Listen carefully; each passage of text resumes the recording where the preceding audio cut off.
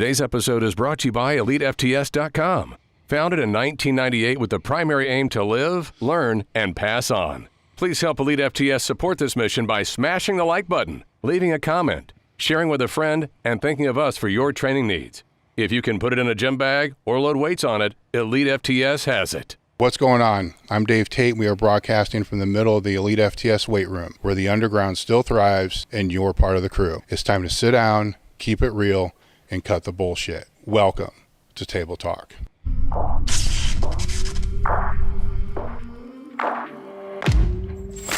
What's going on, guys? We are back with episode 127. As always, we're going to highlight our sponsors for the show, and I just want to remind you guys how you can support the show, because there's questions that get asked, because there's multiple ways to support the show. We have the Elite FTS limited edition gear, which directly goes to support the show. There's also the coffee that we just launched, which goes to support the show. I've also, in the last couple weeks, all of our ebook sales go to support the show. There's a link in the description that will go to a Table Talk landing page that will help you guys navigate that. So it's the reason I'm giving the different options is it's been presented to me that, I don't like the shirt design, that one sucks. So, then fine, you have the coffee, and so we're looking on different ways to be able to, for you guys to be able to support the show. The other way is to support our sponsors. So AmericHealth.com is one of our sponsors that helped us get launched actually before we were ready to get launched, which I'm thankful for. But at the same time, it was like, okay, we got to get this rolling. So they're one of our premier sponsors, AmericHealth.com. It's a telehealth platform specializing in preventive health and hormone optimization. As you've heard me say many times before, there's self-service labs, and with those self-service labs, you can go to AmericHealth.com/Table Talk, and there's a lab already developed for you. And you can get that lab done with a report, and then the report will tell you what's off, what's not off, kind of where to go from there. And you can have your doctor, or if you're going to try to figure it out yourself, you can figure it out yourself. The guided optimization is what I want to talk about a little bit more today. And yes, I'm going to ramble on a little bit, because I had a conversation with somebody last night, and this shit just drives me absolutely fucking crazy. So the testosterone was low, as pretty much everybody is now. It's like a plague going through the world where everybody's testosterone's low. And it was like 150. I mean, it was low, and they've lowered the standards, by the way, for a doctor to write a prescription. So it used to be 300 or 350. Now it's 200. So it's so what a lot of people are running into, most people, is their testosterone's tanked out, their hormones are fucked up, and their doctor says just whatever. Then they don't do anything to be able to help them out, or they say it's worthless. And most of the people that are listening to this, not that have gone through this, know exactly what I'm talking about. So unless you have a doctor who knows what the fuck they're doing, which is pretty much nobody, it's very, very few, then what do? Well, that's where, Americ Health's guided optimization comes in, because they will put you with, a practitioner, or a patient care coordinator, that will help you determine what labs there are. And then they'll put you with a hormone specialist that can write you the scripts and take care of, and it's just not the testosterone, if it's thyroid or whatever else is all fucked up, they can help you with that.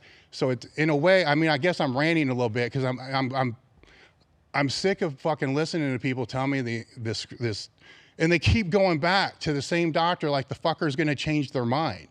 They're not going to change their mind. Obviously, find a different doctor, or go to fucking Americ Health and get that guided optimization, and then take the report, if anything, back to them, or just get the report and take it back and say, look, it's fucked up right here. You can see it's fucked up, and here's all the other things.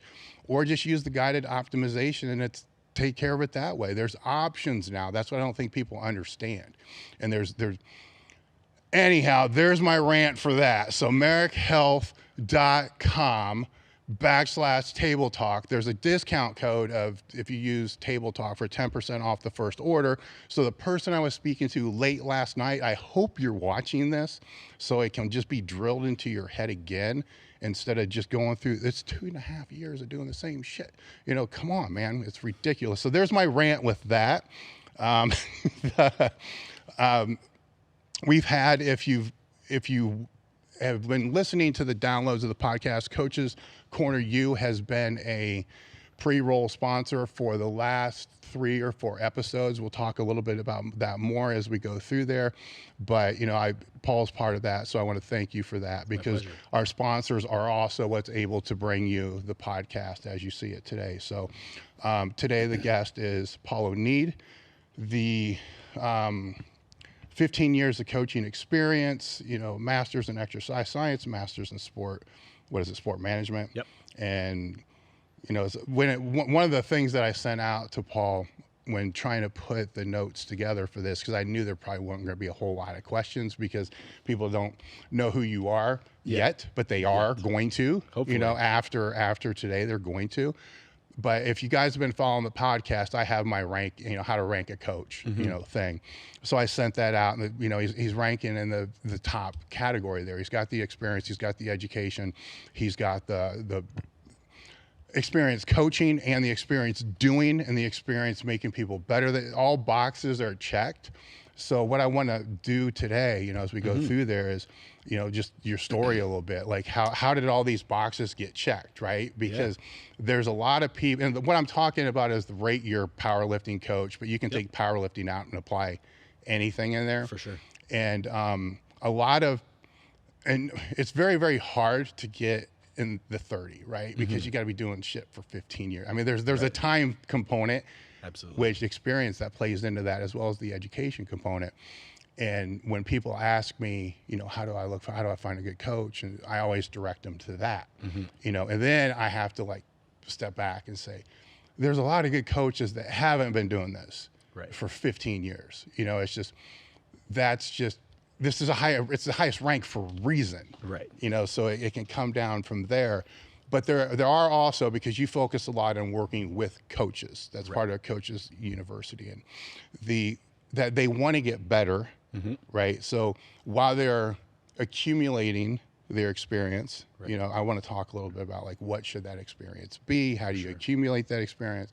And then the education, what type of education, what kind of continuing education, because we've all made mistakes. You go here and you try, that's part of learning, right? You can't always learn the gold stuff, but I think we can help to reduce a lot of the chatter and a lot of the noise, stay out of there, maybe focus more over here, right? Because on one end you can come out the 100% gym bro meathead, which has some value, but it's limited. Right. On the other end, you can come out, the 100% science, not gym experience nerd, right? Yep. And there's some value there, but the real value, if you're going to be working with people and helping people, is going to be somewhere right there in that middle. Absolutely. And it's easy to get sucked down, each one of these rabbit holes. For sure. So with training, how did you, it was high school, right? Is that when you first started the weight training? So the summer between high school and university, I was recruited by a few schools for basketball. I know, weird, as a 5'9" white guy. I was recruited for basketball, but physically I just couldn't keep up. Skill-wise, fine. Physically I couldn't keep up. So I started lifting. At that point, I was like, I also kind of want to get a date. So I wanted to look good. So the summer between university and high school, I lost 60 pounds in 2 months. I was working in a warehouse, doing double days, still practicing every day. And that's when I started weight training. And it was... What do you mean by double days? Oh, I would go to the gym in the morning, weight train, do cardio. Oh, it's a double split. I got it. Okay. And then, so it was, and that was Elite FTS, T Nation, and actually Animal Pack for the ones that I was just, whatever workouts I could do to make myself work hard and lose weight, I was going to do. I ended up walking onto the team, red shirting. This is in Canada, so it's much easier. And played a year of basketball, continued to lift. I was studying human kinetics, so started learning about the human body and all that. And in my second year, I had knee surgery. After I had knee surgery, the rehab process is what made me fall in love with sports performance. I was like, I want to be a sports performance coach. I want to learn everything I can about the human body, how it responds to stress, and how to perform at the top level. And from there, it was just, I started working with my friends. My friends just happened to be football players going to the CFL.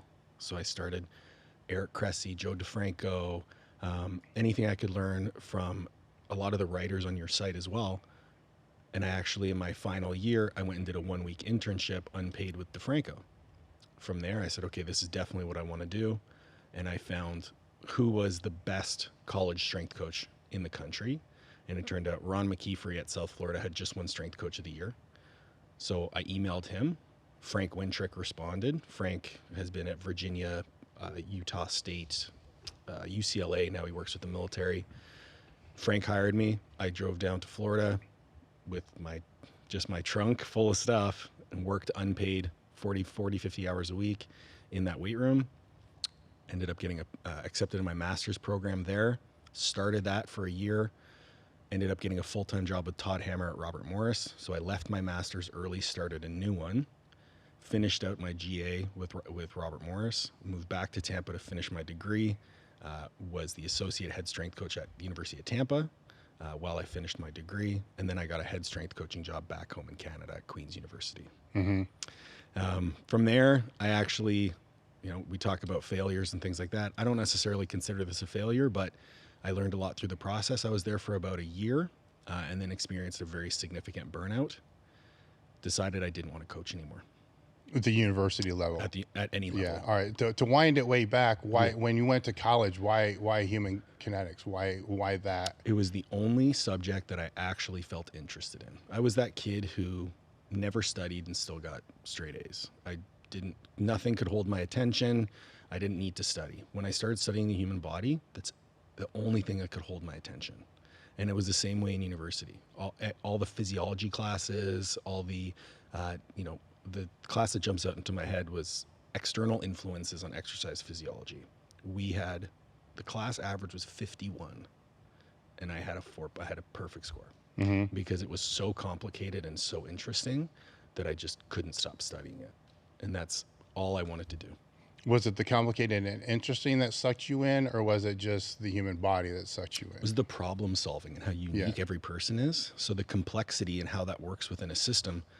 The human body is a complicated system of systems. And depending on what influences are forced upon it, we have different responses. And that is even furthered with my experience once I left coaching, dealing with people and that biopsychosocial format of the physiology only matters when the psychology allows. So addressing the person, now you're indirectly addressing the physiology to the point where, okay, now we can switch back over and focus on the nuts and bolts. Yes. So that's been lately, a lot of my interest has been in that interaction between coaching the person in order to manipulate physiology and get these adaptations that everybody wants.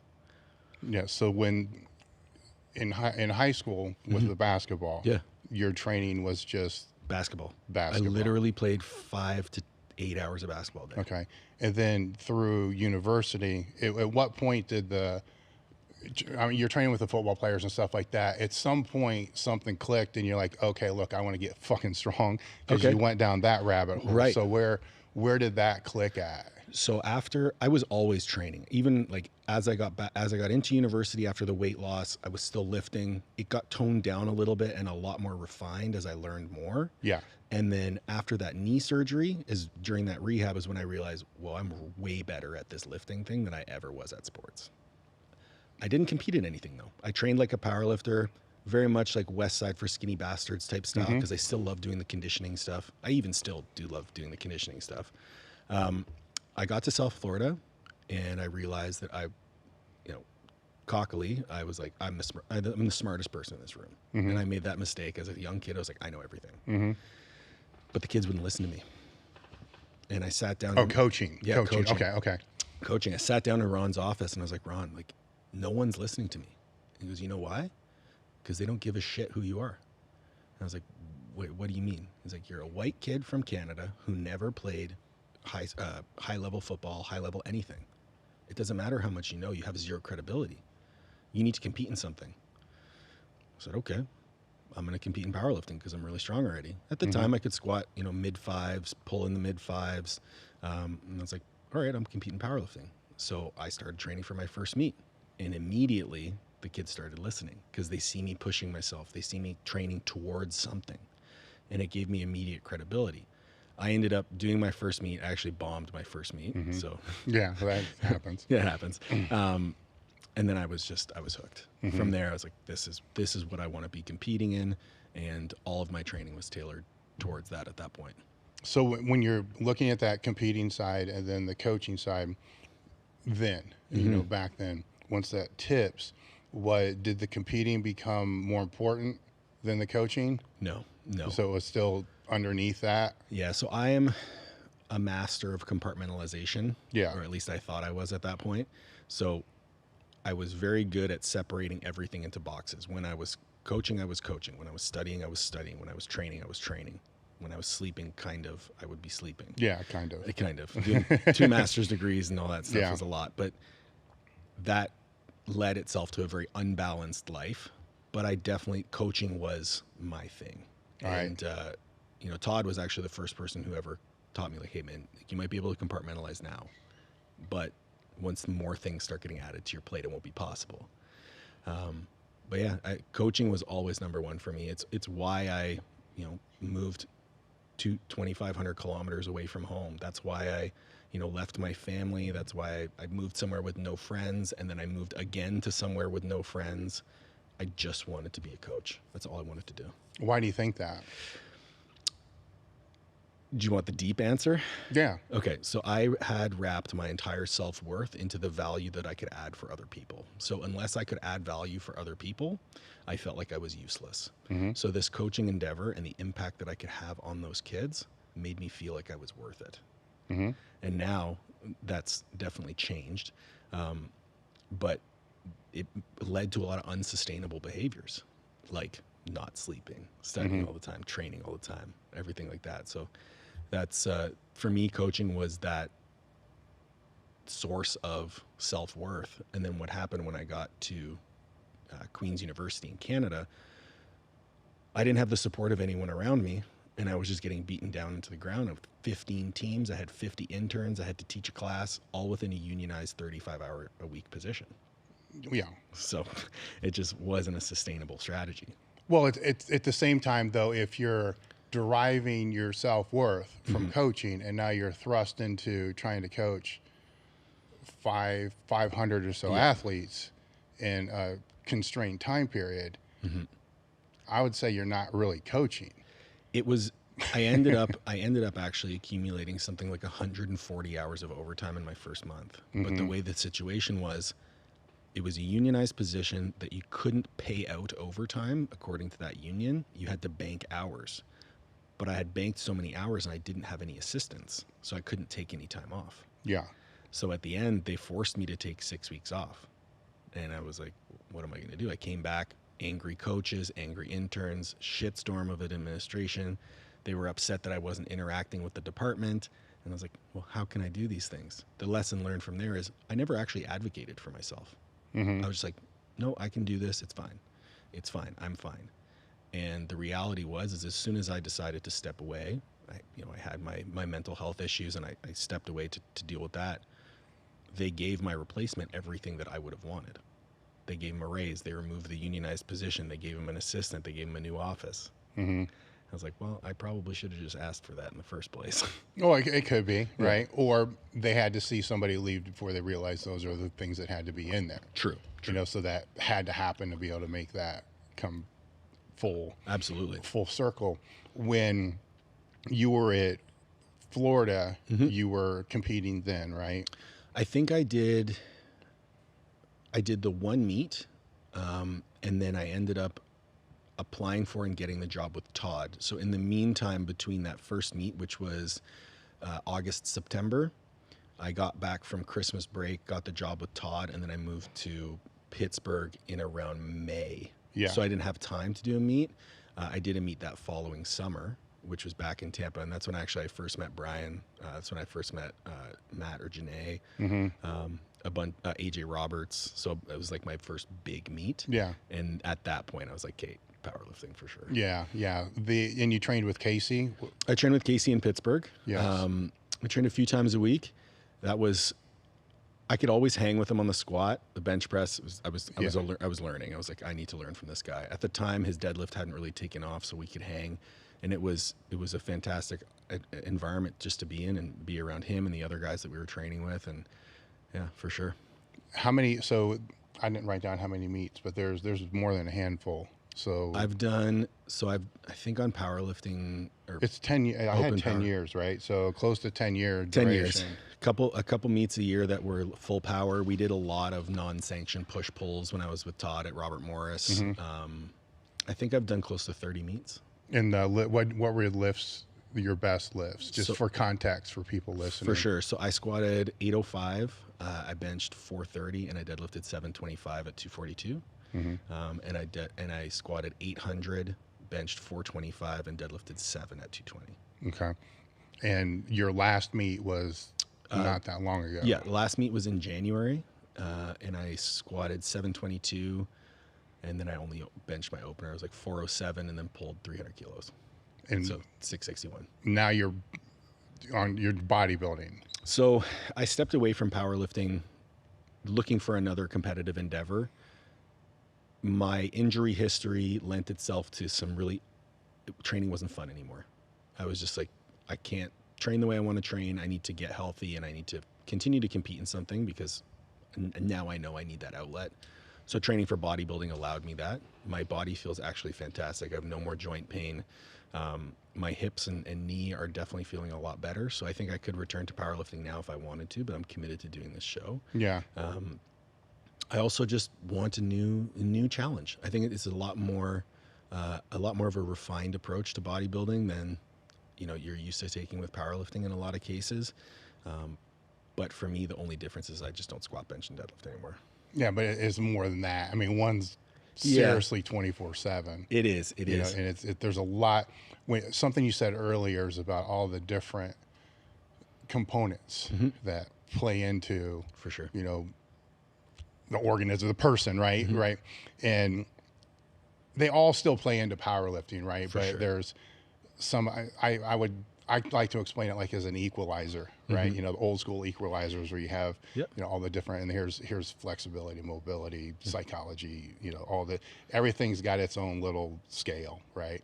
So the perfect powerlifter may have a scale that, is like, that's their music, right? Where bodybuilding's a different music, but a lot of the knobs on the powerlifting one are like, not like, say, nutrition. Yes, it's important, but if you're eating like a pig and you're covering your, you're all your bases, all your micronutrients are covered, and you don't have weight class. It's not that important, right? Now, bodybuilding, that one goes up. Nutrition's definitely the nutrition. I was always very, very controlled with my nutrition. Like, I wasn't the type of guy to eat whatever I wanted. I was always controlled with my macros. I would have fun meals out and stuff with my wife, but never.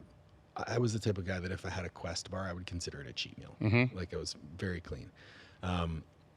Now the difference is that I have a meal plan. I also, instead of going for my afternoon walk, I do cardio in the morning and go for my walk in the morning. So it's just a switch over. It's the same level of control. I love the tinkering. I love the problem solving that goes with, okay, you gained 2 pounds since yesterday. What's the change? Oh, it was leg day. You're retaining water. Your cortisol's higher, all that stuff. So that stuff is really, really interesting to me. I also get to coach my wife, who's a competitive bodybuilder as well. She competes in wellness. So get to do that problem solving is really, really interesting. The only thing that I miss about powerlifting, I shouldn't say the only thing. The thing I miss most about powerlifting is training for bodybuilding. I don't get scared. It's not scary. Like, when I unrack an 800-pound squat and I walk back, I could die. I sat in your leg press, which is the heaviest leg press I've ever felt in my entire life. I knew that I would never die. I might, eat my knees, but I'm not going to die. No, I know what you're talking. It's different. It's so different, and I'm trying my best. Like, I train in a more progressive overload fashion for bodybuilding, lower volume, higher relative intensities, but I still don't get scared.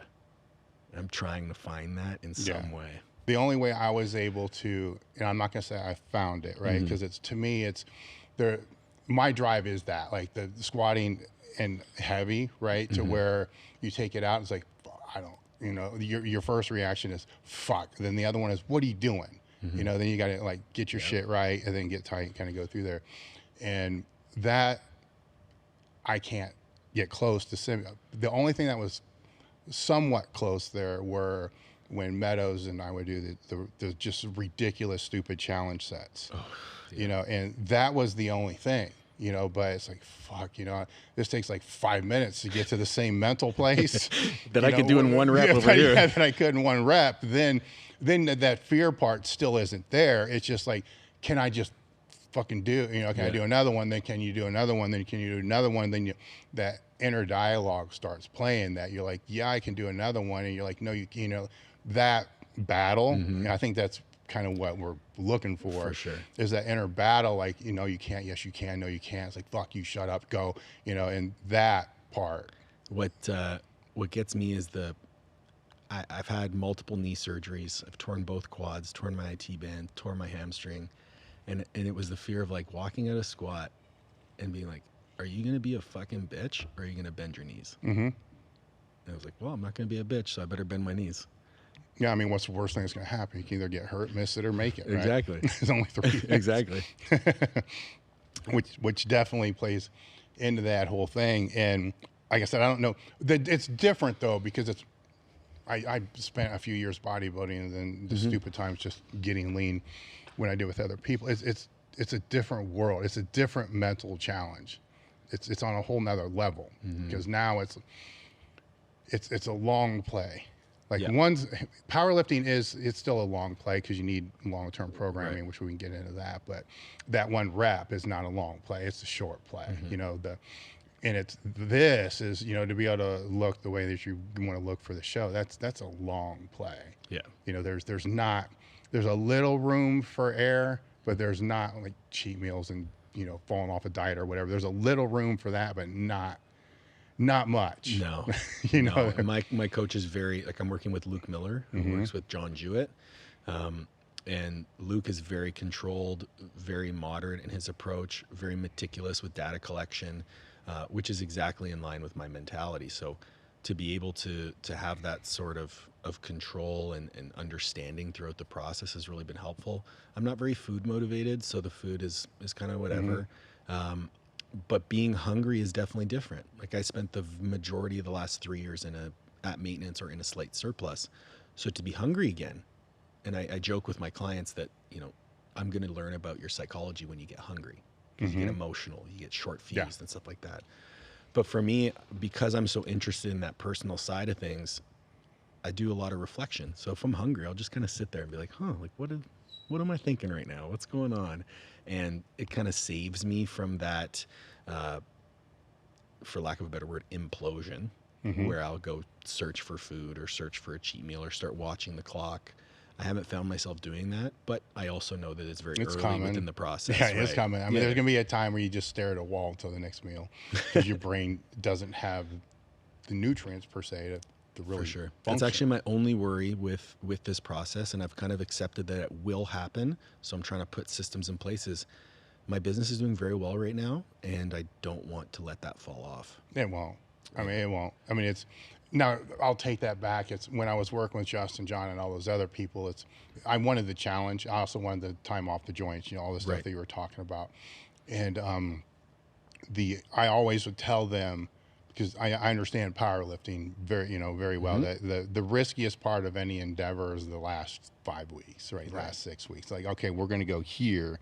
I'm not going to go there. You know, so this is where this end is. But even with that, it would get, and obviously my lean is different than somebody else's lean. For the first time I got down, and we're talking calipers because it was the easiest at the time, when I get like 8.5, it's like my brain, you know, it would work for like 20 minutes after a meal, and then just fuck it, you know, it's just like whatever. And then the lower it got from there, it got a little worse. But I would plan my work right after. That's kind of what I've been doing. I've been kind of playing with different systems and different tools that we have within our service delivery model to look at, okay, how can I maximize my intellectual energy into when I have it?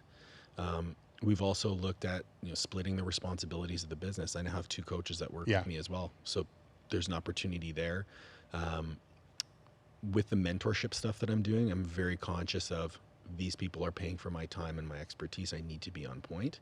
So planning those meetings at certain times, especially I'm very good in the morning. So most of those meetings are going to be shifted to the morning. Make sure I'm there, I'm conscious, and I'm aware. And then in the evenings, that's when I can do more menial tasks, you know, like content creation stuff on Canva, whatever it might be, when I don't need to be fully 100% on. Yeah. So that's what I was going to say. The admin crap, just the brainless shit just goes during the time when you're brainless. And something else that worked for me is because you have more flexibility in the training. Yes. You know, the training is compared to powerlifting, it's night and day as far as the degree of flexibility you have there. Is I found that, say, halfway through a training session, I was always on point. But if I did that full session and it was a hard session, then I was just fucking done for the rest of the day. Okay. So depending upon what muscle group, say if it's legs or back, I wasn't going to be you're just going to have to deal with that. Right.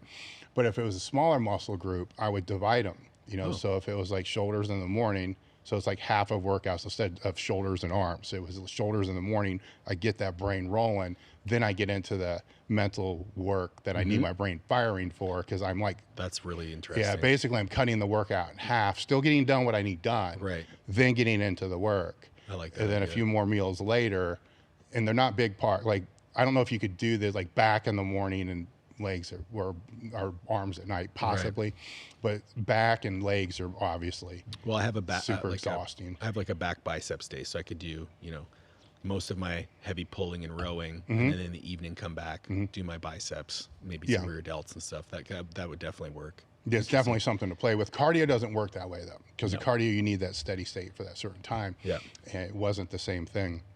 When dialing back to you coming up as a coach, because your purpose, right, your reason, it was that, you know, to be able to help other people to obtain their goals.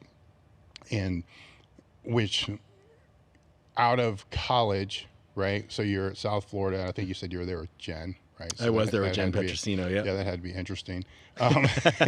She's so different now than she was back then. I'll say that. Like, she was the type of girl who would wake up and run 10 miles before we had to be at the gym at 5 a.m. Yeah. And she'd do that every day. Yeah. She was also the type of person that would work up and take 125% of her max out on the squat and hold it. Yep. And then go back down and do her work sets. Like, well, you know, yeah, it's completely different. I mean, I think she's in Philadelphia now, I believe, right? Yeah, so, she's doing really well. Yeah, she got her PhD in something I can't even explain.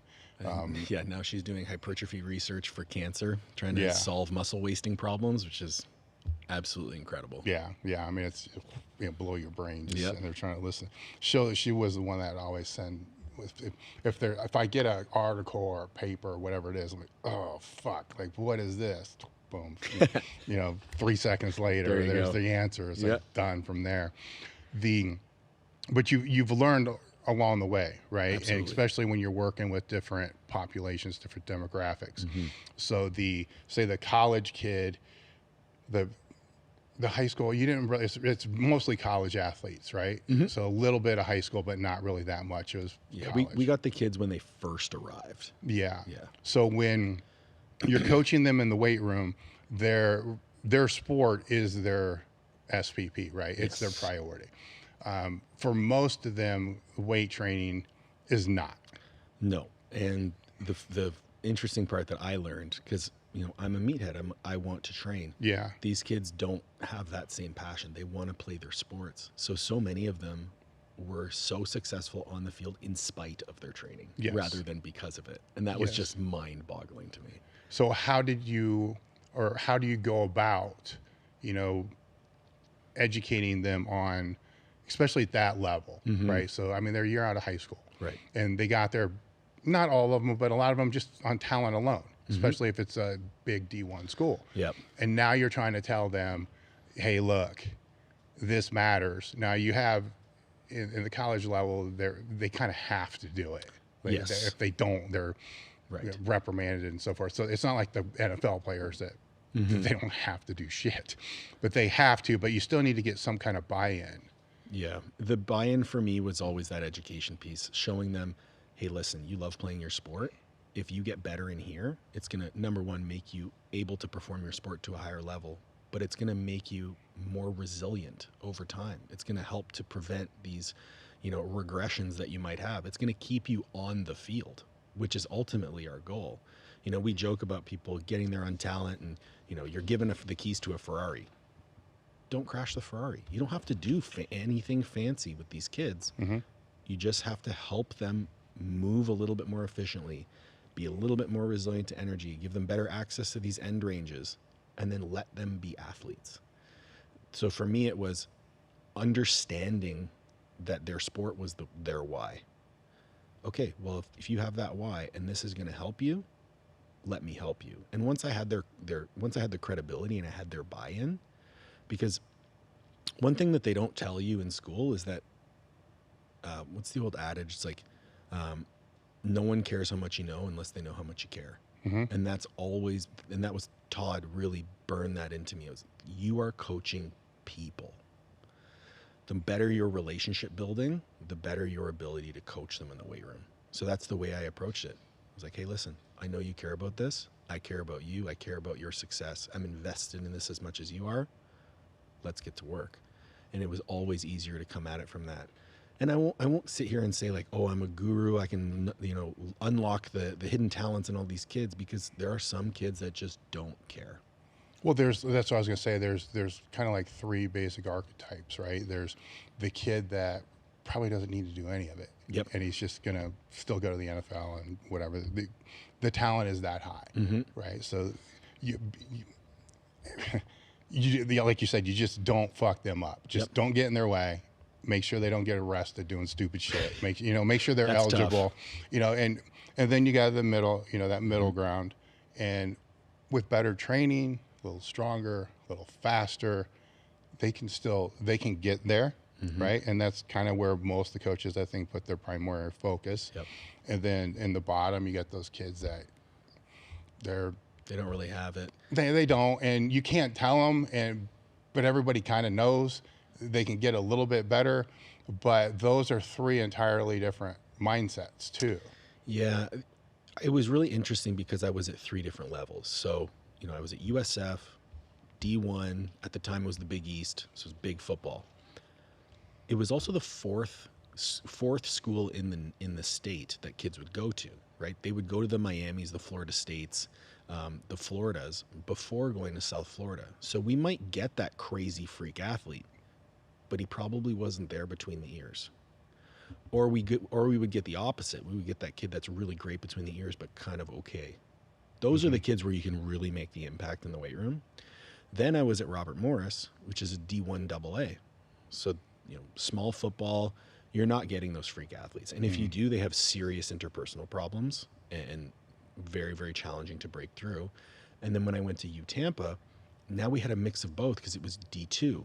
But D2 baseball is huge. So we were like 7-time national champions in D2 baseball. So those kids are studs. You're getting all of the studs. But you also had, volleyball and all these other sports. So I know we focus a lot on football in our discussions, but dealing with, the different levels of athletes in different contexts was just really eye-opening for me in my development and how I dealt with people, because it's completely different depending on context. Mm-hmm. Yeah. So what advice would you give with there's still a big influx of people that want to be college strength coaches, yeah. and I don't think they know what they're getting into. They don't. Right. So what are they getting into? So like what hits you like, oh shit, this sounded really cool, and it still is kind of cool. It is. But I didn't. And don't get me wrong, I am not disenfranchised with college sports, because I think that a college strength coach provides so much value beyond just what they do in the weight room. If you want to, and this applies across the board, if you want to be a coach, whether at the college level, the private sector, online, whatever it might be, you need to work for free doing it to see if you like it. Mm-hmm. And that's just the easiest way to do it. I interned with DeFranco. I interned at South Florida before I even started my master's and started a more full-time position, because I wanted to know if this was for me. And when I knew it was for me, I dove in full steam. the aversion to working for free or asking for help or learning from others is puzzling to me. I want to do this. Well, okay. I heard this quote the other day and it hits home. If I followed you around and said nothing and you said nothing, would I be able to figure out what you were doing simply by your actions, like what you're pursuing? Mm-hmm. And they're like, I want to be a coach. Like, what do you do on a daily basis that's leading you towards being a coach? Are you reading books? Are you reading articles? Are you studying other coaches? Are you making phone calls? Are you sending emails? Like, what are the things that you're doing? Are you coaching others for free? So the biggest piece of advice there is like, go out and learn as much as you can about that profession and work in that profession before you decide whether it's the one for you, especially at a young age. What they're getting into in college sports, you're going to be underpaid, you're going to be overworked, and you're going to be undervalued, and everything's your fault. Mm-hmm. But if you really give a shit, it doesn't matter. It will not matter to you. Yeah. The caveat to that is I know very few strength coaches who retire as strength coaches. It's a young man's game, young woman's game. So you need to have a plan if this is what you're going to go into, how you're going to pivot that towards longevity and towards sustainability of your lifestyle. I remember when I graduated, I got offered when I graduated from South Florida, I started applying for multiple jobs, not just in Canada, but also in the US. I remember a job at Georgetown, $32,000 requires a master's degree to live in Georgetown. Yeah. You're living on a cot in a hostel for $32,000 a year. Richmond, Virginia, like $45,000 a year. That's that you're gonna be scraping by. Yes. So if money is not your main motivator, or quality of life is not your main motivator, absolutely. Or you just have a plan for additional sources of income. And these days that's very easy to do. But just understand that in coaching at the college level, it's your job to pour into the cups of others. So unless you have avenues within your own life to add into your cup, you will not last at all.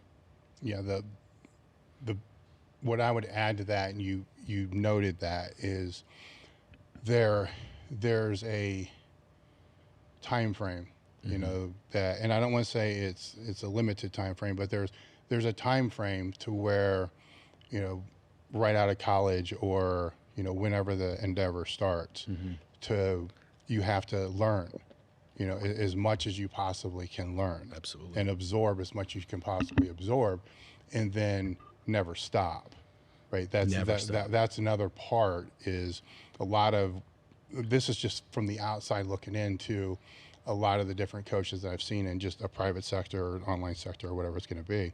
You know, there becomes a point to where, I don't want to say they think they know it all, but they think they know enough that they don't, and maybe they do, right? Because how much do you really use of what you know in any given time? Not a lot, but how often are you going to get challenged to know something that you don't use all the time? Right. All the time. I mean, that's kind of like that's my backup to that. It's the Dunning-Kruger effect, right? So if you know very little, you're going to think you know everything. Yeah. And as you start learning more, you realize there's more for you to learn. You get to a point where you're like, I know nothing.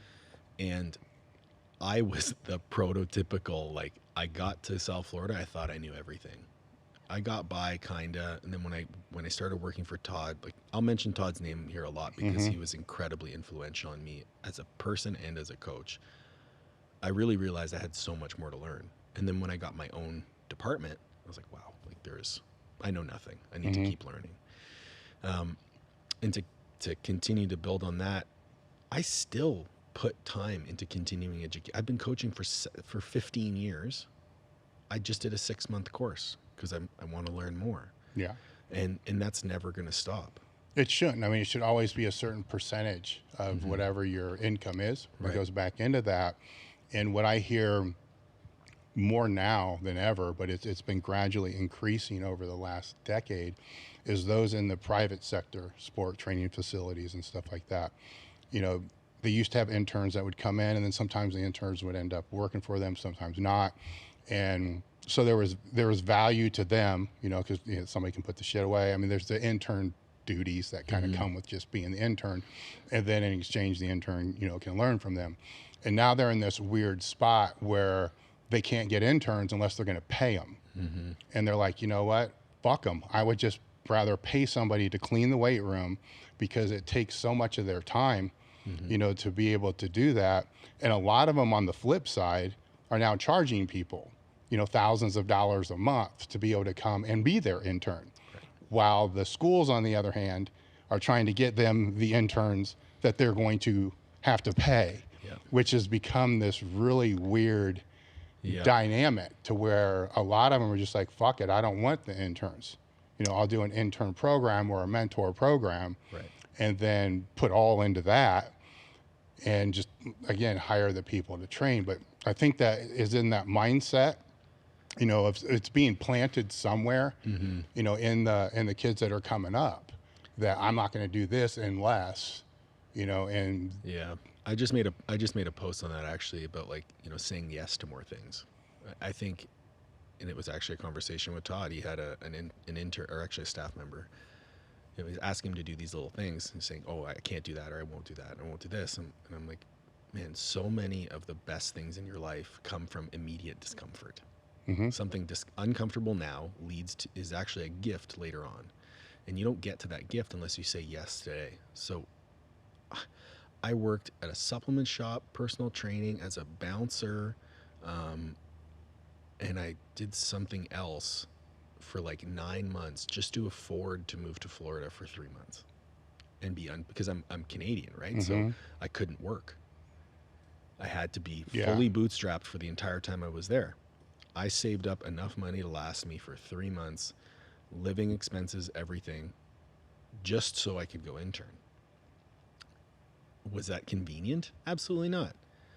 Hell, was it convenient for me to drive 10 hours to be here today to sit with you? No, it was 10 hours in a car.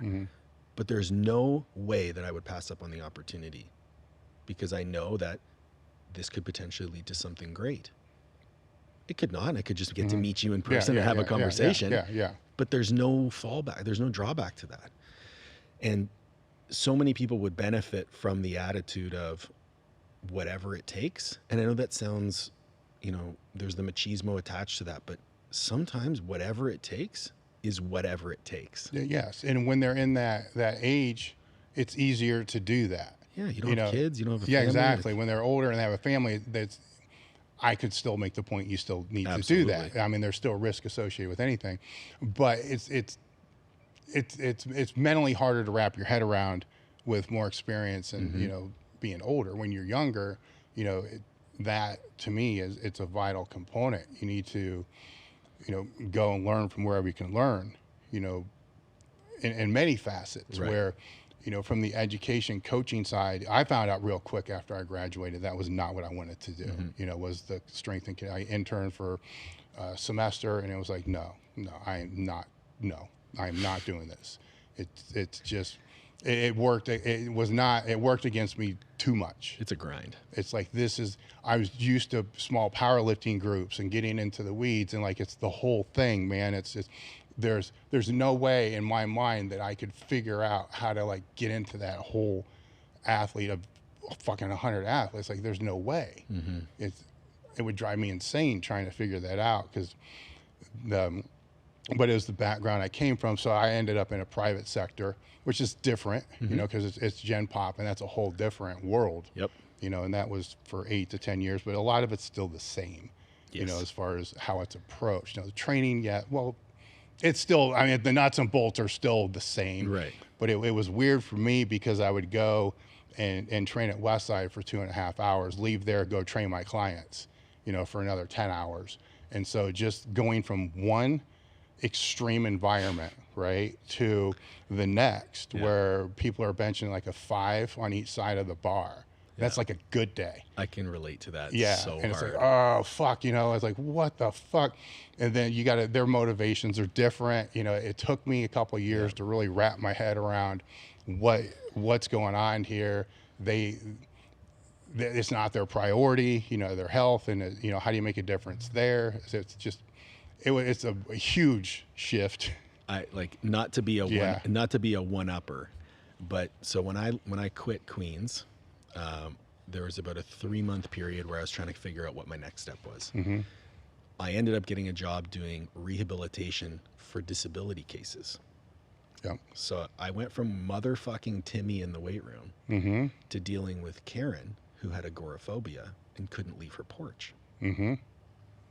That's a mental shift. Yeah, that's a big shift, man. So how do I communicate and coach Karen?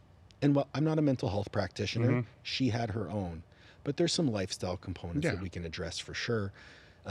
And going through that process of learning how to deal with that person on that edge of the spectrum. And the company I worked for was fantastic. They gave us a lot of continuing education opportunities in mental health, in rehabilitation. And by the end of it, I was their best asset.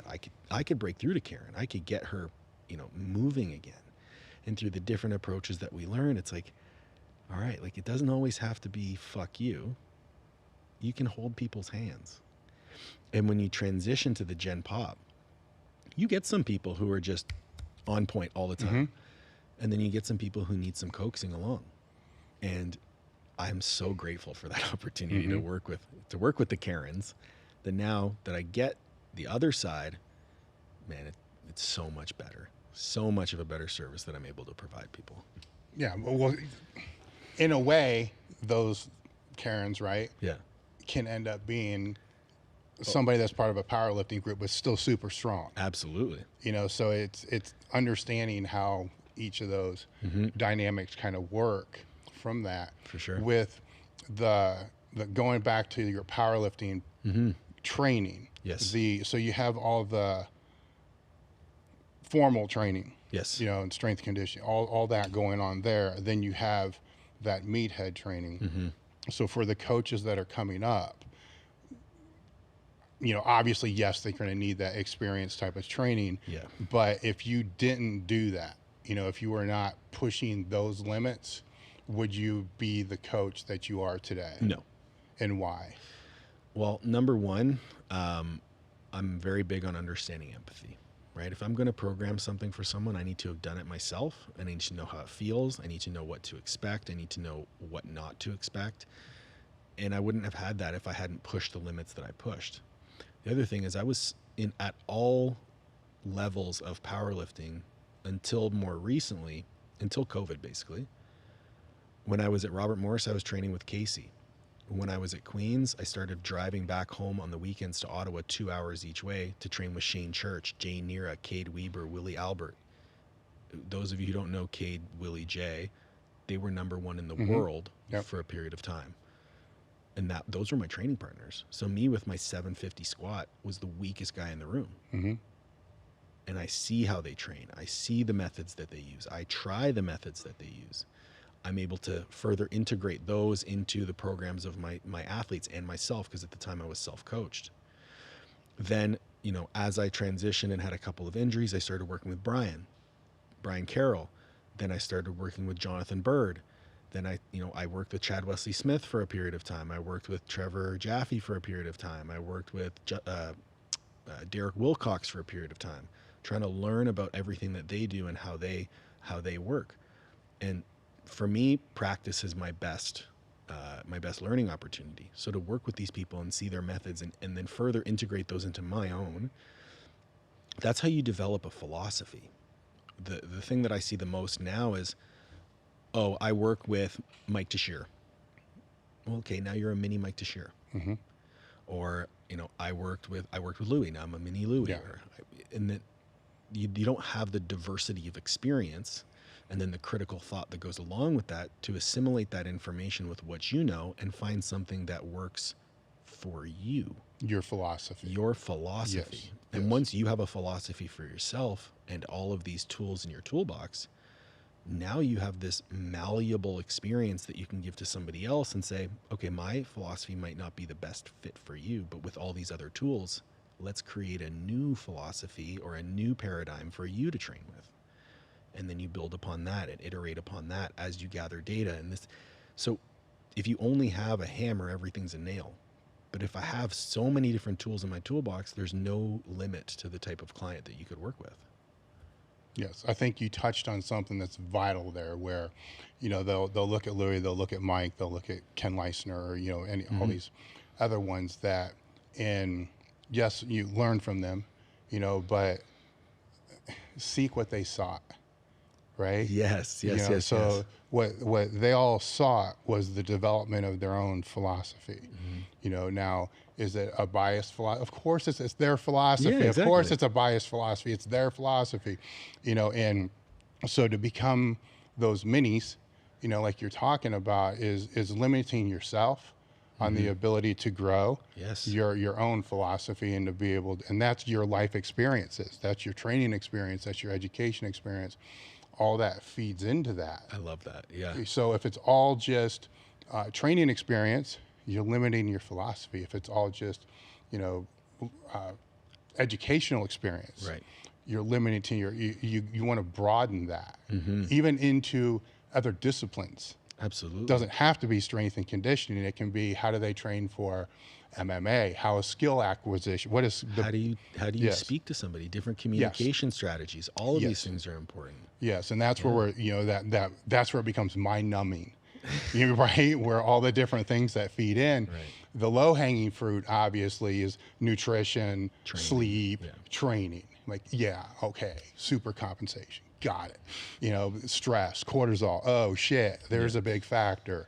How you learn a skill, that's a big factor. You know, what your self-talk is, that's a big factor. You know, what your self-talk is when things are bad. Yeah, bad versus good. Yeah, for sure. yeah, all that kind of plays. Then it's like, then that goes to this and goes to this. It snowballs, and if you do go down those rabbit holes, they're never ending. Yes. And that's fucking cool. It is. I think it is. I love it. You know, I think it is. And as long as you don't lose that core Of course. of what you're doing. Yep. You know, so the core, you know, what you're doing is helping coaches. You know, the core of what I'm doing is I still got to, you know, You run a business. I run a business. Kind of. You know, It's a pretty good one. Yeah, yeah. So I'm running the business, but that's still, my knowledge of training still is a big part of that. You know, it's, at least maybe it's not, but to me it is. You know? To you it is, but I mean, you wrote a book about it. It's it's under the bar. Exactly. What you've learned under the bar translates into the rest of your life, and any meathead knows that. And the power that you unlock within yourself when you realize and you have a self-awareness around those lessons under the bar, and you're able to translate that into your everyday life. Like if you're someone who's meticulous with everything you put in your body, but then you don't fold your laundry, it's like we're missing the point here. But if you're meticulous, like, that's a drastic example because I don't fold my laundry, my wife does. Thanks, babe. You, like, how you do one thing is how you do everything, or it should be, right? You translate you take a bodybuilder out of bodybuilding and you say, okay, here's a business. They're probably going to be pretty successful in their business if they approach it with the same meticulousness. Yes, if they can do, you know, if they can take what they've learned, you know, in that knowledge acquisition, skill acquisition, discipline, and then flip it. They already have that. That's why I wrote that book. It's already there. Yeah. You know, I couldn't understand when I was younger how, you know, you could take somebody that has an all-time world record, and this is, I don't want to go down the rabbit hole of what all-time world records mean now compared to back then, but still, it's the same thing. I mean, they have this mindset and the discipline to put 10, 15 years into chasing this one thing, then they become the absolute best at it. Then the rest of their life, it's a fucking disaster. And I get some of it. Like, if this is such a high priority and that's where all the focus is and they don't give a fuck about everything that's downstream, I was like, I get some of it, but I don't get all of it. And I don't get it after that chapter's closed. Right. It's like, dude, it's fucking all there. Right. You know, the only reason it's not is because you're lazy. You're either stupid, ignorant, or lazy. I mean, there's three different things, right? I mean, it's one of those three. Right. And a couple of them are choice. You know, stupid's a choice, lazy's a choice, ignorant, you don't know what you don't know. Yeah. So yeah, it's kind of a choice, but not really. Not really. You know, because who the fuck knows what they don't know? Right. You know, but two of them are a choice, but they don't see it as that, and that was frustrating to me.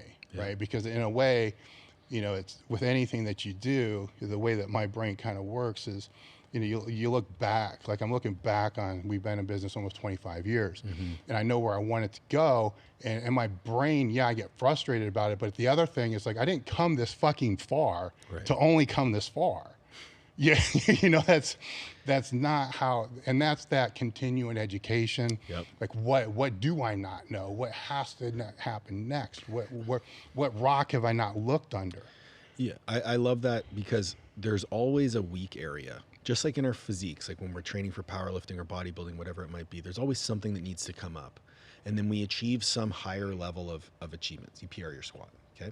You work a year to PR your squat. And then all of a sudden you have a different technical breakdown on that squat than you did previously. Now that's your new area to work on. Parallel that to business.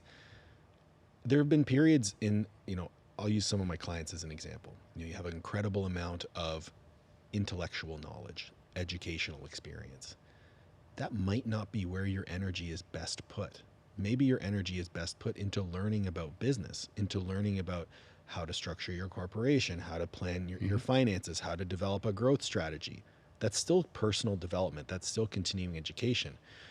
Then you have the flip side, someone who comes in and they already have a great business mind, but they lack the ability to work with multiple types of clients. Well, maybe continuing education on the nuts and bolts is probably where you need that time. But it's always a continuum where you go around the circle of all the things you need to touch on, and then you periodically touch on each one as needed. And that's how you build this robust business that's resilient over time. Yes. And that's the same thing we do in the weight room. Exactly. It's like injury prevention, right? And then I think with, you know, entrepreneurs and the business side of it, that a lot forget that there's also the grind part. Like always, most of training isn't fun. The majority isn't fun. Most of business isn't fucking fun. You know, most of business, it's a lot, you know, and it doesn't just stop. Right. You know, it doesn't. I mean, it's always. You know, yes, you know, I'm not an employee of my business, even though I'm paid as an employee. I'm not. You know, it's just, I don't clock out and be done. It just goes and goes and goes. If I did, you know, say compartmentalized in that way, it wouldn't be here. Right. It'd be fucking impossible. Yeah, there's just no way. Yeah, but now with the work that you've put in over time, I'm sure you've afforded yourself the ability. You said you go down to South Carolina in the summers. Like, you've afforded yourself that opportunity. Yeah. You're still working. Well, one of the things when I first set up was because, you know, when I was training clients, it was I'd leave the house at 4:30, you know, and then granted there was going to Westside to train and coming back, and then I get home at 10, you know, and that was 6 days a week for 7-8 years, you know. Then you have a kid, like, oh shit, you know, it's how's this gonna work? And in my brain, it was always more about quantity time than quality time. You know, so how this isn't gonna work, you know, it's how's this, and then it's trying to figure out, well, what's this next chapter? How's this gonna be? Louis helped tremendously with that, and you know, some other people helped with that as well. And so what can I do to where I don't have to always be in this one place, that a gym training people this whole time frame, and can be able to work here, and outside of, you know, certain things like podcasting and stuff like that, there's certain things I have to be here for, of course, but if I can work wherever I want. So if I am to go back to that grind thing, if I am in South Carolina, there's still not a day that I'm not working. Of course. It's just working from a different location and a much limited, you know, there's less that's being done. So yes, it's affording, you know, building that in there. And I think anybody that, you know, in today's world trying to structure a business need to be able to build that in there in some way. Absolutely. You know, otherwise they're just, you can't, if I had to do all my work here, no, there's no way. I mean, it's like 80, 100 hours a week, and it's been that way for 25 years. Yeah. There's just no fucking way. Well, with the tools available to us these days, there's no reason why that should be the case. Unless, of course, you are in a time for money business where you have to be in person. But, you know, we structured our business in a way where we went to Panama for a week and we worked a couple hours every morning and then explored Panama the rest of the day. We didn't miss any incomes. We didn't miss any check-ins. We didn't miss any programming. And we were able to be efficient with our time. Now, we can't do every week working 2 hours. No, because that's not, you're not, when you're doing that, I'm going to speak for you a little bit. Yeah, of course. That's not a growth strategy time No, period. absolutely not. That's maintenance level. Yep. Because you need that. But even something to have a terms of service document that says 4 weeks a year, once every quarter, we are going to do abbreviated check-ins. And then 2 weeks a year, we're going to be totally on vacation. To have that document in writing to your clients that say, this is what you're agreeing to. This is how we're going to communicate. This is how we're going to handle meet day. This is how we're going to handle show day. We have a document that has all of our processes involved, what the client can expect from us and what we expect from our clients. Yes. That's what businesses have. Yes. And I made a post this morning, like, if you just coach people and hand them Excel spreadsheets, you don't own a business. You just coach people. If that. So like when I talk about, growth strategies and I talk about planning for the future, all of that stuff has to play into it. And we mentioned it with strength coaches, right? Like, you're not going to be an online coach at 65 years old unless you're Boris Shako. There's one of him. So, and he doesn't even online coach anymore. He does education. He does these types of things. So what's going to be your legacy product? What's going to be your next step? What's going to be your ebook? What's going to be your certification program? What's going to be that thing that makes you money when you're not there? Because that's how you retire. That, along with planning along the way. You may get to a point where, I left coaching and went into a private sector job that had nothing to do with strength and conditioning. I got very fortunate that it afforded me a lot of time and I could start this business and build it. But maybe that's what you end up doing because you didn't put in the time initially in that grind period, in that growth period, to build a business that was well planned out for the future. Yeah. And to stack it. Yeah. To be able to stack it like you did with, Coach's Corner University, right? Yep. So when did you guys set that up? So that was 2021. Tony and I had known each other through powerlifting. I think I was the third guest on his podcast when he started it wasn't Coach's Corner at that time. It was Beyond the Platform. He had me on a couple of times and, we said, hey, like, let's do this. Are you interested? And we had 2 other business partners with us. A couple days after the launch, they ended up quitting. So it was just Tony and I. And we had our structure. And we were going to, and at this point, I want to say, like, I've known Tony for 6 years, never met him in person. So, beauty of the internet. So we had this platform that we were going to post 3 lectures a week, and we were going to charge X amount for a subscription, and that's going to be our business model. We're going to engage people with some live calls and things of that nature. We did that for a period. We reevaluated our business model. We reevaluated what we needed out of it. And then the model changed. Now we do a few pieces of content a week that are short, or a month that are shorter form. We do 1 live webinar every month that gets posted to the website. So there's over 120 lectures, all with the level of knowledge of postgraduate knowledge applied in the real world, because that's the gap that we're trying to bridge. Yes. So we started that as a way to further our impact, to further our reach, because both he and I understand the value of continuing education, and we wanted to create a product that we didn't have when we were coming up. Like, I would have killed for something like Coach's Corner University that lays out, all right, why do we do a 5x5? Like, why that rep scheme? How can I manipulate that rep scheme? Why are these manipulations evidence-based? What does evidence-based mean?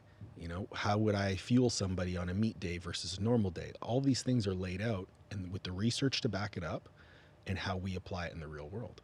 And so that was what we aimed to do. And for us, it was as an adjunct to our own coaching, because we were both coaches at the time. And Tony's going out to do his PhD, so I think he's scaling back his own coaching, but we still want to be educating people. And you talk about how I used to wrap my self-worth into the value I added to other people's lives. That isn't the case, but adding value is still something that is my why. I want to help other people. And so I've been thinking a lot about impact and what that means. And so for me, my driver is, what meta impact can I have?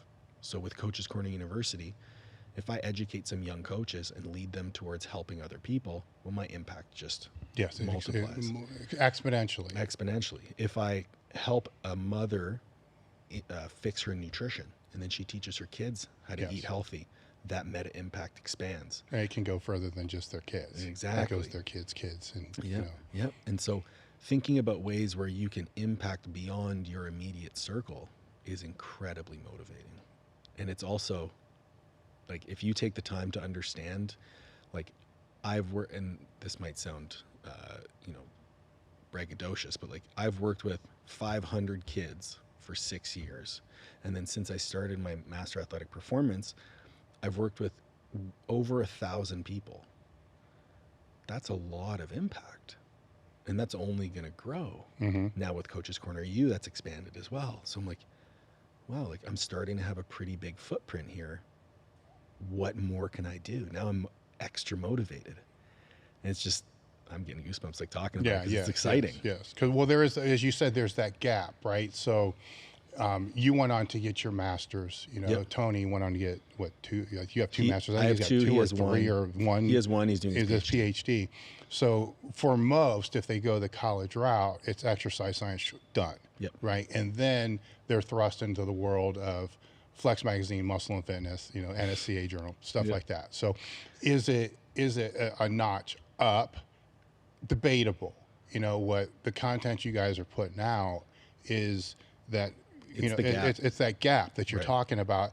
And it's also wider than just the sets and the reps. I mean, you got all content on there that touches a lot of those coaching. So we have nutrition, programming, exercise science, biomechanics, fitness business, mental training. So anything involving sports psychology.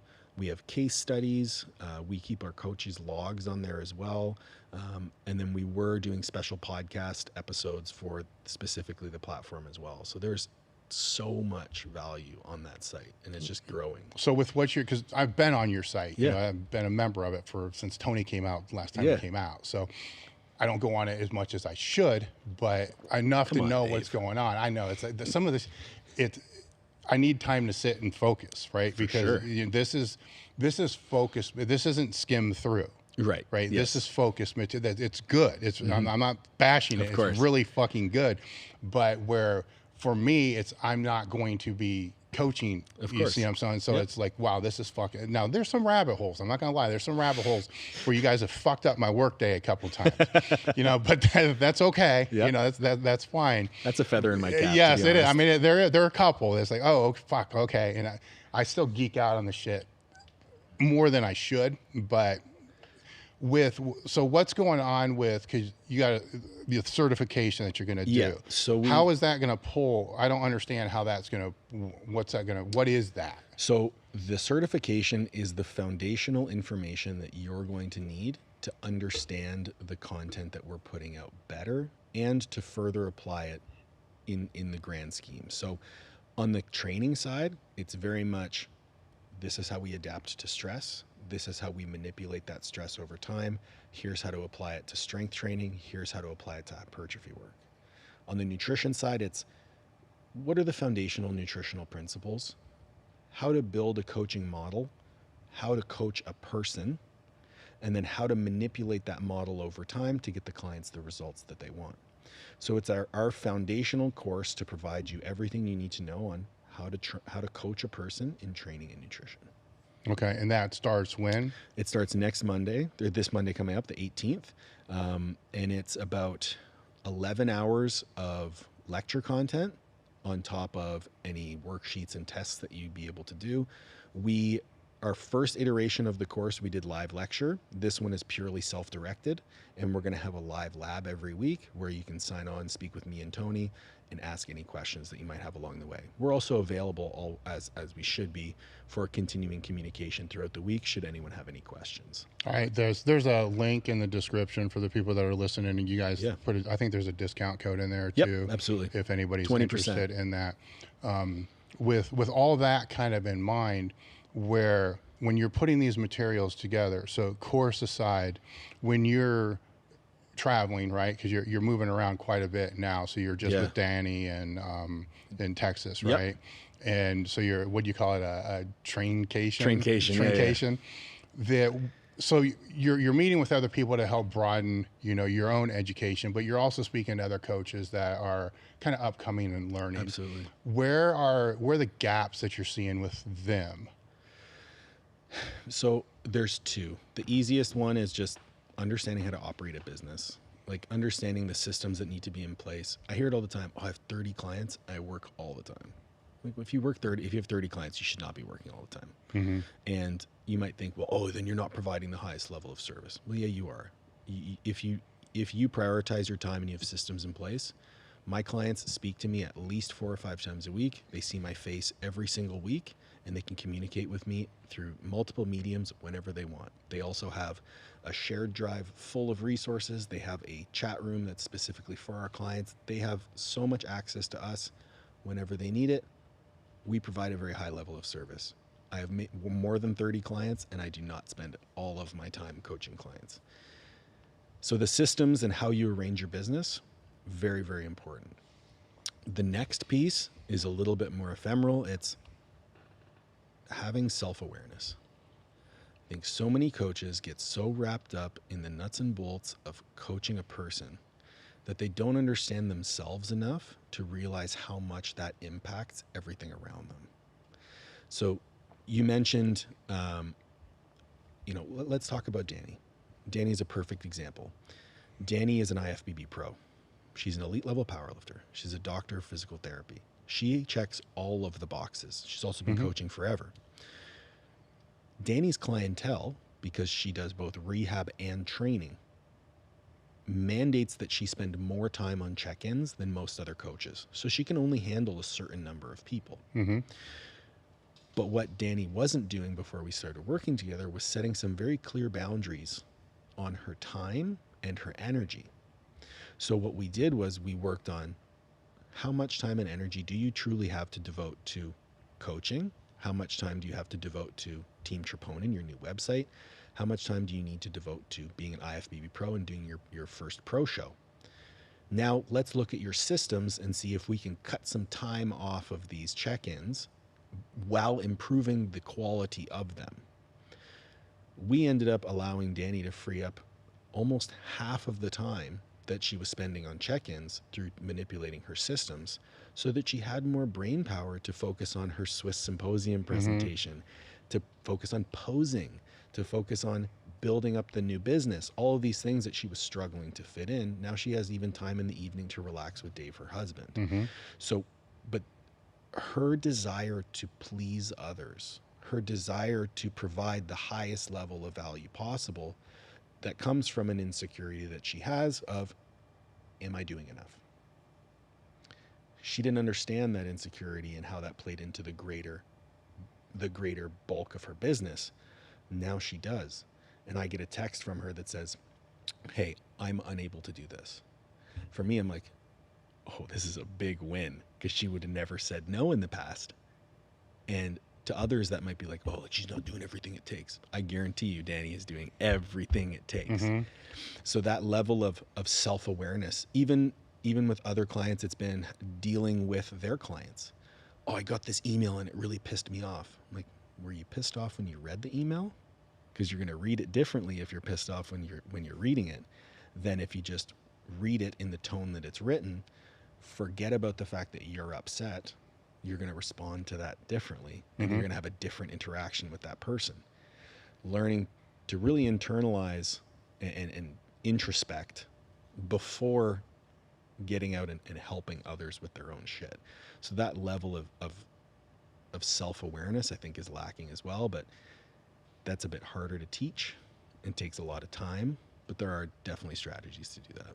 Well, it's also a I don't want to say a new skill, but a different skill. Yes. Since so much has moved online.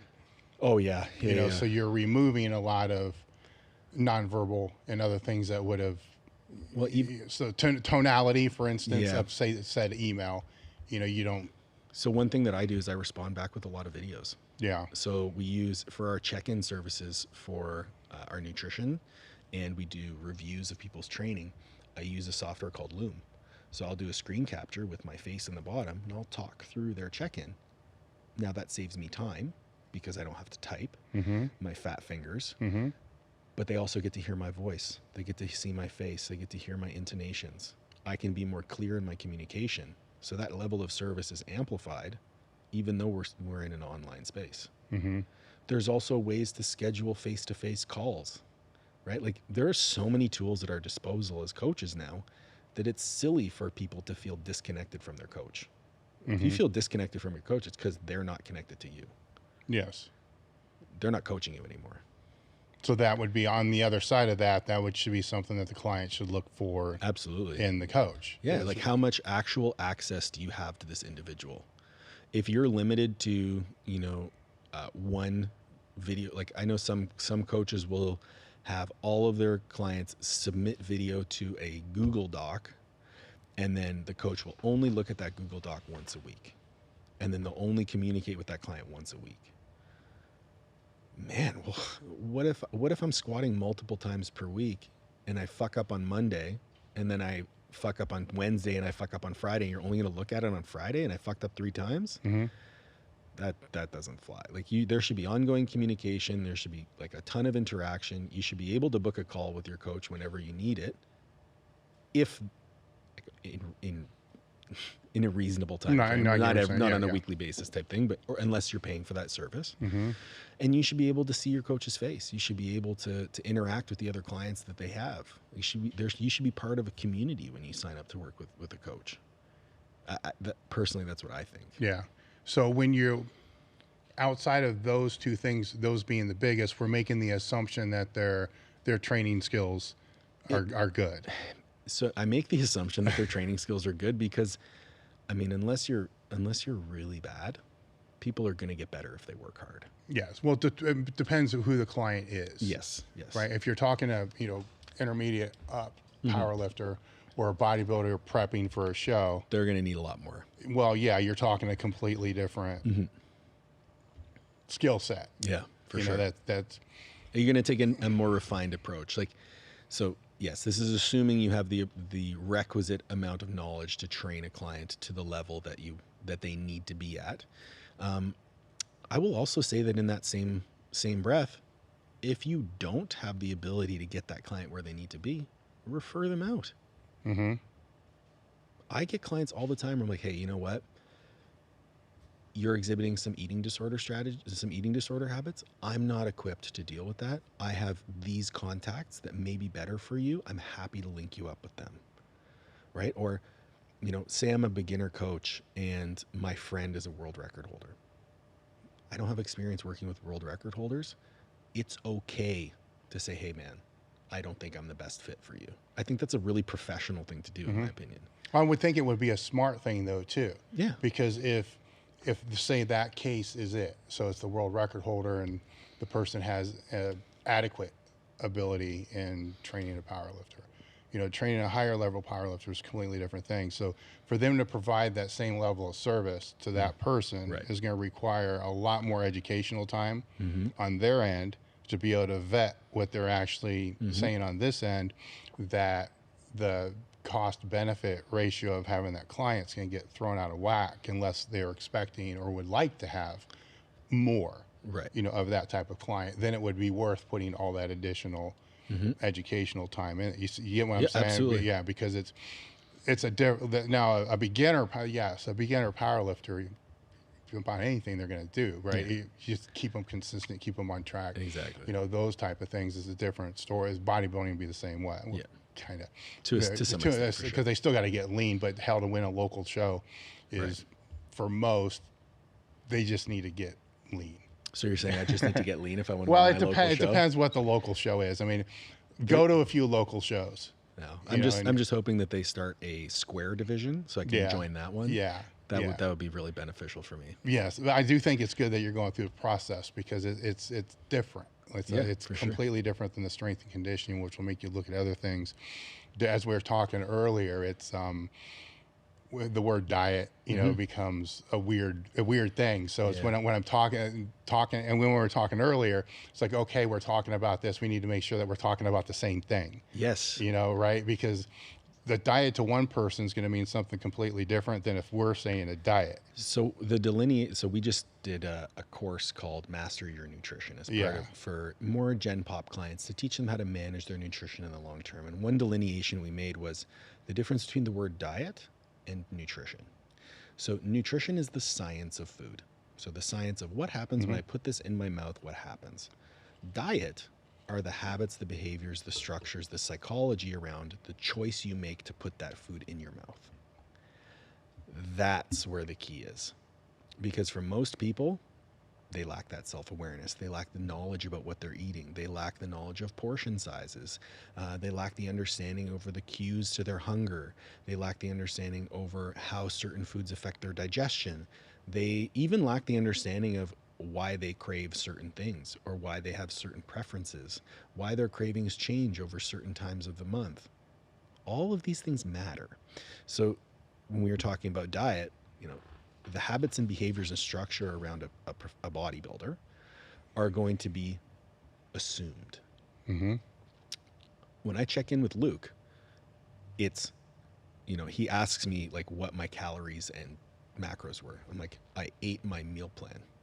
That's what I write. I ate my meal plan. And it's been that same way since I came back from my surgery on May 20th. It's been, I ate my meal plan. With a Gen Pop client, or the clients that are more lifestyle oriented, I ask them what their macros were, but there's a whole lot of other stuff that goes into it, because I'm coaching compliance. I'm not assuming compliance. So that's that term diet. Yes. Has everything to do with compliance, which I did I think an hour and a half webinar on compliance and adherence and the science behind that and stuff. And diving into that was really, really interesting, because it's a rabbit hole. Yeah. I mean, what's the low hanging fruit with that? Say somebody is dealing with Adherence issues? Yes, adherence and compliance. 90% of the time, it has to do with self-efficacy. So self-efficacy is your confidence in your competence to achieve a result. So it's basically how confident you are you can follow the plan. Where most coaches miss the boat is they make the plan too complicated or too advanced for that client. So I had a client, Ben, came to me as an oil field worker up in Alberta. 2 weeks in the field, 2 weeks at home, 2 weeks in the field, 2 weeks at home. When he's in the field, it's 10, 12-hour days in a truck. He eats in the cafeteria, things like that. He had no idea how to eat healthy. Ben was also a master's level powerlifter, competed at Worlds in the IPF, very, very talented lifter. I could not get Ben to track his macros. He's not going to track macros. I couldn't give him a meal plan because I don't know what's in the cafeteria. So I had to find a plan that would fit Ben's level of experience and his level of competence. So for Ben, we focused on the lowest hanging fruit possible. I said, Ben, for these next 2 weeks, I want you to eat 4 times a day. He's like, okay. I'm like, no snacks. Okay. So what if I have a cookie? I'm like, okay, you can have a cookie, but that counts as 1 meal a day. That counts as one of your meals. So if you're going to eat, sit down and eat 4 meals per day. He said, okay. 2 weeks go by. He's like, I ate 4 meals a day. What do I do next? I'm like, okay, here's a list of protein sources. I want you to make sure you have one of these at every sitting. So we're building his self-efficacy through adherence, through a plan that he feels confident to follow. So when we're having issues with adherence, it comes down to how you structure the intervention for that person. And again, that comes down to how many tools do you have at your disposal. If all you have is macros, you're not going to be able to help everybody. If all you have is meal plans, you're not going to be able to help everybody. And I would actually argue that you're doing more harm than good. But that's where it comes to. Yeah. So adherence is absolutely related to self-efficacy. That's what the research says. That's what my practical experience says. And that's what the results of my clients will say as well. And then you just keep building. You keep building. So the strategy that I use with Ben is, I call it habit stacking. Habit stacking is also something that James Clear talked about in the book Atomic Habits. He talked about it in a different way. So I essentially will stack rules or guidelines on top of one another as we go through that intervention. So something like eat 4 meals a day. Once you're successful with that, let's make sure that each one of those meals has a source of protein. Once we're good at that, let's make sure we're eating 2 pieces of fruit a day. Let's make sure that 2 of those 4 meals have vegetables. Okay, now let's make sure we're not drinking any of our calories.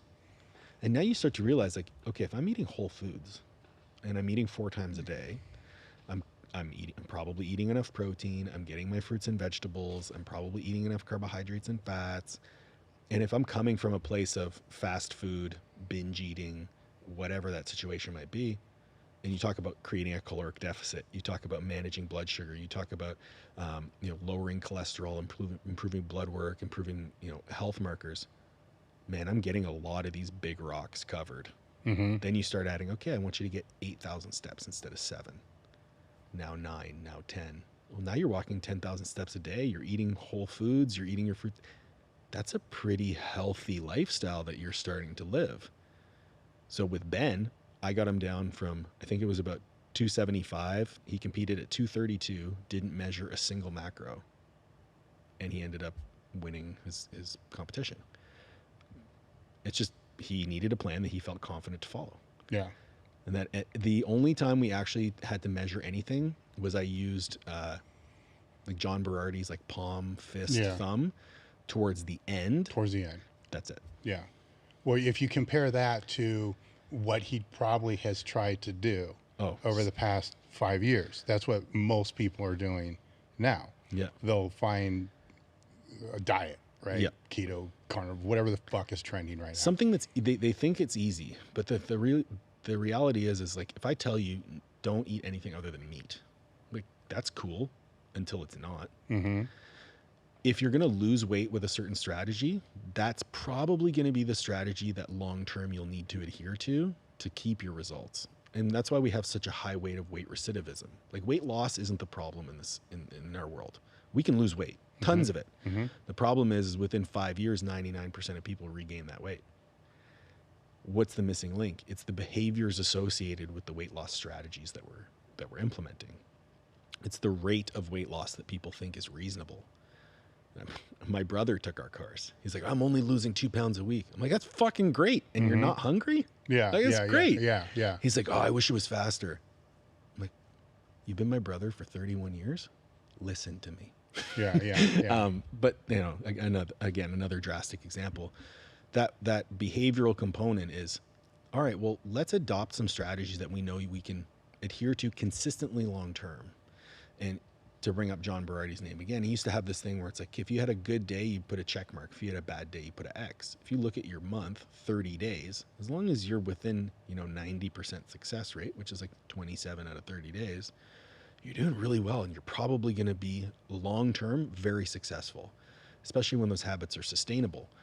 When we get into these drastic modifications to diets like keto, carnivore, low fat, high fat, whatever it might be, they require too much control and too much restriction to be sustainable long term. With the strategies that we're trying to adopt with people, it's let's create a system of abundance. I want you to eat more fruits and vegetables. I want you to eat more protein. I want you to do more physical activity per day. I'm not telling you necessarily what to avoid. I'm telling you what to include more of. And once you start to include more of those things, you end up craving and looking for those, highly palatable, highly caloric dense foods much less because you're already full. Yeah. Yeah. No, it makes sense. That's where the difference is where I would see, people, even powerlifters, right? Mm-hmm. So they need a cleaner diet. Mm-hmm. So they think they need a cleaner diet. So whatever they define as what cleaner diet, right, is, so then they eat, chicken breast and rice. So just basic bodybuilding food, right? And then that's all they do. Yep. And then they create their own food allergies, their own issues because the same food. Even take it further. If you go from eating, let's say, a moderate diet, right? Like you enjoy fun foods here and there, and the majority of your food is healthy, and you're trying to clean up your diet. Mm-hmm. You eliminate all of those calorie-dense foods and just start eating chicken and rice. Your calories are going to drop. Your performance is going to drop. As soon as your performance drops, you say, fuck this, I'm going to Five Guys. Yep. So, let's just be a little bit more moderate here. Let's still include our fun foods when we want, but let's maybe adjust our portion sizes. Let's maybe put in some strategies to control the amount of food that we're eating on a daily basis. Let's look at ways to manage our hunger through our food choices. it doesn't have to be all or nothing. And it's the all or nothing approach with nutrition that leads to failure. Exactly. And that's the road that most of them go down, which with Ben, as you were talking, he's probably done several of those things and lost weight. And it, it goes right back. And it's just that can be intentional. If it's a bodybuilder trying to get lean and then want the rebound to be able to put mass. Like JM. Yes. I mean, it can be intentional for that. Or a lot of, you get really lean, then there's this super compensation rebound that you can get off the back end of that. Right. That's not most people. No, most people aren't getting lean enough to do that. No, not at all. Where they limit themselves by what you're talking about, and then they think it's the right thing. That this is what's going to be best for their recovery, and it's too limiting, and then they start stressing. Because they would miss one, or they don't have this, or they don't have that.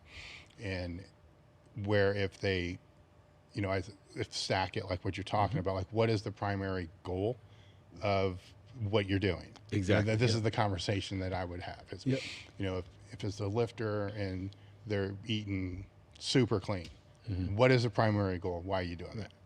All right. Sometimes they can't even answer that. So and sometimes the goals of that individual with whatever that they're doing don't necessarily align. And we're seeking that level of alignment. So, I mean, I'll use myself as an example here. I ate really clean all the time. That probably came at a detriment to my performance, because I always performed better at 242 than I did at 220. The issue is I was always a fat kid, and I loved being shredded. So for me, it was like, I'm just going to be shredded all the time, even if it doesn't mean I'm getting as strong as I could. But for some people, if your goal is maximum performance, everybody's, and this might be getting into the weeds a little bit too much, but everybody performs at their best at a different body fat percentage. So the level of nutrition that you need to have to maintain whatever body composition that allows you to perform the best is going to be different. I don't perform my best when I'm shredded. I feel my best physically and emotionally about the way I look, but my best performances are when, my abs are a little bit blurred out. I'm a little bit heavier. I feel more resilient. Whereas I know a lot of people who are like Dan Green, shredded year round. And that's when he performs best, is when he's super lean, but he's still eating enough calories. And that's what it comes down to. And there's a lot of research around like set point theory with body fat percentage, the interaction between leptin and ghrelin. But the reality is let's boil it down. If you're not eating enough to sustain your performance, you need to eat more. How do I know what more is? I need some way of measuring how much food I'm eating now. And that's where the controls come in. They don't have to be strict controls, but there should be some sort of data collection involved, because what doesn't get measured can't be managed. So let's manage something in the short term. Let's see where we're at. Maybe you track your food once a week, and you just know, okay, once a week I track, so I'm around this much. My body weight's been stable for a couple weeks. I'm going to try and, mentally try to eat a little bit more. You track your food the next week, your weight starts to scale up. Okay, great. Like, we're on the right track. It doesn't have to be some hyper controlled environment to achieve that goal, because consistency over time is what's going to build you up to where you want to be. It's not going to be that, 6-week transformation. They never last. Yeah.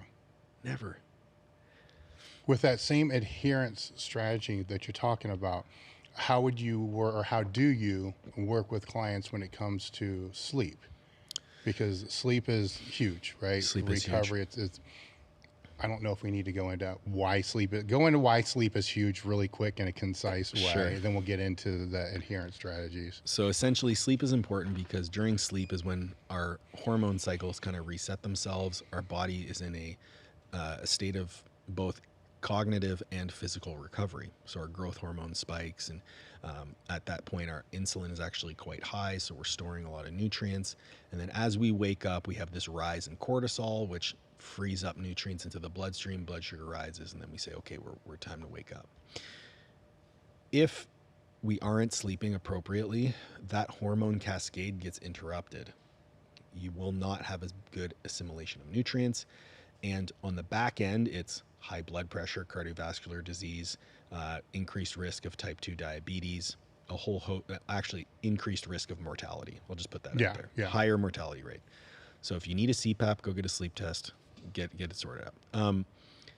With sleep, most of the time it comes down to boundaries. So people will spend too much time working, and they will work into the evening, and then they can't fall asleep.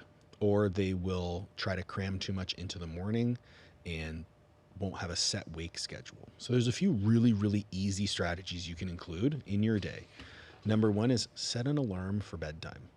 The same way you set an alarm to wake up, set an alarm to say at 9:30, my alarm goes off, whatever I'm doing, I have to stop, and I have to start preparing for bedtime, whether that's brushing my teeth, reading a book, whatever that might be. Set your sleep schedule consistently as much as possible. So some people will burn the candle at both ends 5 days a week, and then on the weekends they'll sleep all the time. They're like, I'm catching up on sleep. Unfortunately, it doesn't work like that. It's not a bank account. The more consistent your sleep schedule can be, the more regular those circadian rhythms of hormones will be, the better your results are. Even if that's only 6 hours a night, which isn't ideal, 7 to 9 seems to be the case with research. Even if it's 6 hours, but it's a consistent 6 hours, you're going to be in a better spot than if it was variable. So set a bedtime alarm, set a wake up alarm. The next is try to get some sunlight when you wake up.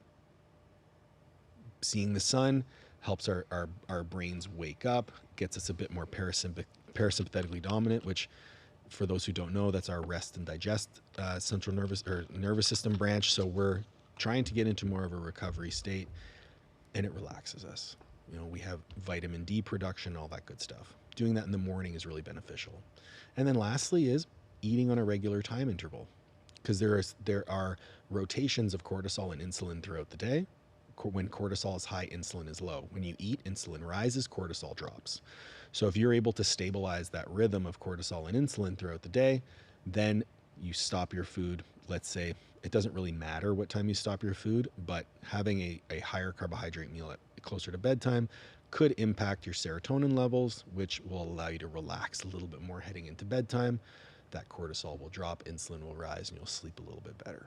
Mm-hmm. So sleep time and wake time standardized, making sure that you get some sunlight first thing in the morning, and then having a regular time interval around your meals, your sleep will start to improve. We can get a little bit more into the weeds in terms of like, okay, let's make sure your room is cold. Let's make sure you're under the covers. Make sure it's dark in your room. No electronics 30 minutes before bedtime. Supplementing with magnesium and zinc can also be beneficial. And so that's where things get tricky. That's where things get tricky. Well, no, because they're going to hear that. Where the most important thing you said is, you know, does the watch go off at 9:30? And that's just at least a mental trigger to say, okay, look, it's time to start winding down and start moving in there. Right. Where now they'll hear that, or melatonin or whatever sleep aid it's going to be, and they'll hear that and say, well, fuck yeah, I'll just take that. On the subject of melatonin, I think people take melatonin too much, and I actually have read some research recently that it's actually anti-androgenic. So quit your melatonin, folks. Well, yeah, exactly. I mean, on the other end, you'll have, you know, the people that go down, you know, the path that I trained with for so long, you know, drinking half a bottle of NyQuil before going to bed, you know, Tylenol PMs, so just basically knocking themselves out, right? And then having, you know, boatloads of caffeine to pull themselves up, you know, in the morning is kind of, you know, it's, I mean, that's burning the candle, of course, bad, you know, where it's not that just to kind of peel it back, not that the supplements are bad, it's that people will hear that. Right. And then they'll discount the easy habit thing, which is to wind down. And that's the same thing they did with their nutrition. That's the same thing they try to do with their training, right? The new thing with training is like these fancy cable exercises. It's like, have you tried doing a barbell row? Have you tried doing a pull-up? There's a few analogies here. Number one is if you have a vase in your, or a vase, doesn't matter, and you want to fill it as quickly as possible, you put big rocks in it first. Then you put pebbles, then you put sand. Your behaviors, your strategies, your structure, those are your big rocks. Then the pebbles are the little tweaks to your day here and there. And then the sand is the supplements. The sand is the tip of the iceberg. So like, let's try and get as much work done with a chainsaw before we need a scalpel. Well, it's the industry, you know, I joke around about it all the time. I mean, I can go back, and if I really put some thought into it, I can tell you which is popular in which 3-year period, you know, going all the way back to, remember bracing and the milk jug thing? Oh, yeah. I mean, that was big and everybody was talking. No, it's not saying it's not important, right? But it was the big thing for a long time. And then after that, we went into like the Copenhagen. Like everybody's doing the Copenhagen for the anterior oblique sling. So that's the big fucking thing. And then after that, there was that. Now it's the fucking one-arm cable row. You know, it always leads into the next thing. I'm at the age in my career where I've seen all of it, and now I'm starting to see it come full circle. You see it again, right? Yeah. And that's something I was talking about Greg yesterday, which is interesting because I didn't think about this, is you used to see that a lot with hypertrophy type training. Like it would go in one direction where it was like all high volume, right? And then a few years later, I mean, I can almost predict it. Yeah. It's like, okay, this is like at a peak because everybody now is talking about high volume. And then 12 months from now, it's going to be high intensity, low volume. And then that's kind of where it's heading now. Yeah, then it will run, you know, that doesn't run as long as the high volume phase, but that will run like a year, maybe two. And then it's going to go back up again. And over the past 5 years, or I couldn't even think of, you don't hear it anymore. It's not like, I mean, they used to be vast swings. Okay. Like, you know, that HIIT training or whatever they want to call it. Oh, yeah, dog crap HIIT training. That's all bullshit. You got to do this. And then it was the other way. Like, oh, that's all bullshit. You have to do this. Yeah. And they were big swings. Now they're just little swings. And I'm hypothesizing, is that right? Yeah. That because there's more education, those swings aren't as wide. Because more people are educated to know this is working because you were doing all high volume for a long period of time and then switch to this. Right. You have adapted and now you're not. Yeah, I'm of the mind that if you have an open mind and you read the research, you're going to change your opinions over time as the research changes. And remembering that the research is probably 10 years behind what's actually happening in the industry because of all the bureaucracy involved. So let's weigh both sides of that equation. Right now, I used to be a very high volume guy, tons and tons of volume. And that's how I built my biggest lifts, was massive amounts of volume.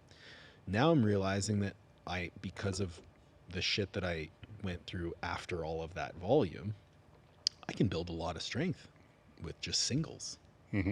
So my goal now is like, how do I mesh the two approaches together? How do I think critically and problem solve for this?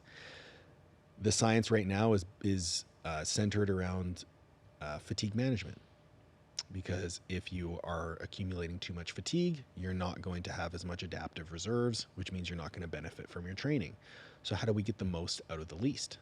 And then increase that slowly. As our work capacity comes up, we increase our volume, but we can only increase volume to a point, depending on all of these outside factors. I just did a webinar about volume manipulation over time, and it comes down to more volume equals more strength and more hypertrophy, to a point. To a point, yeah.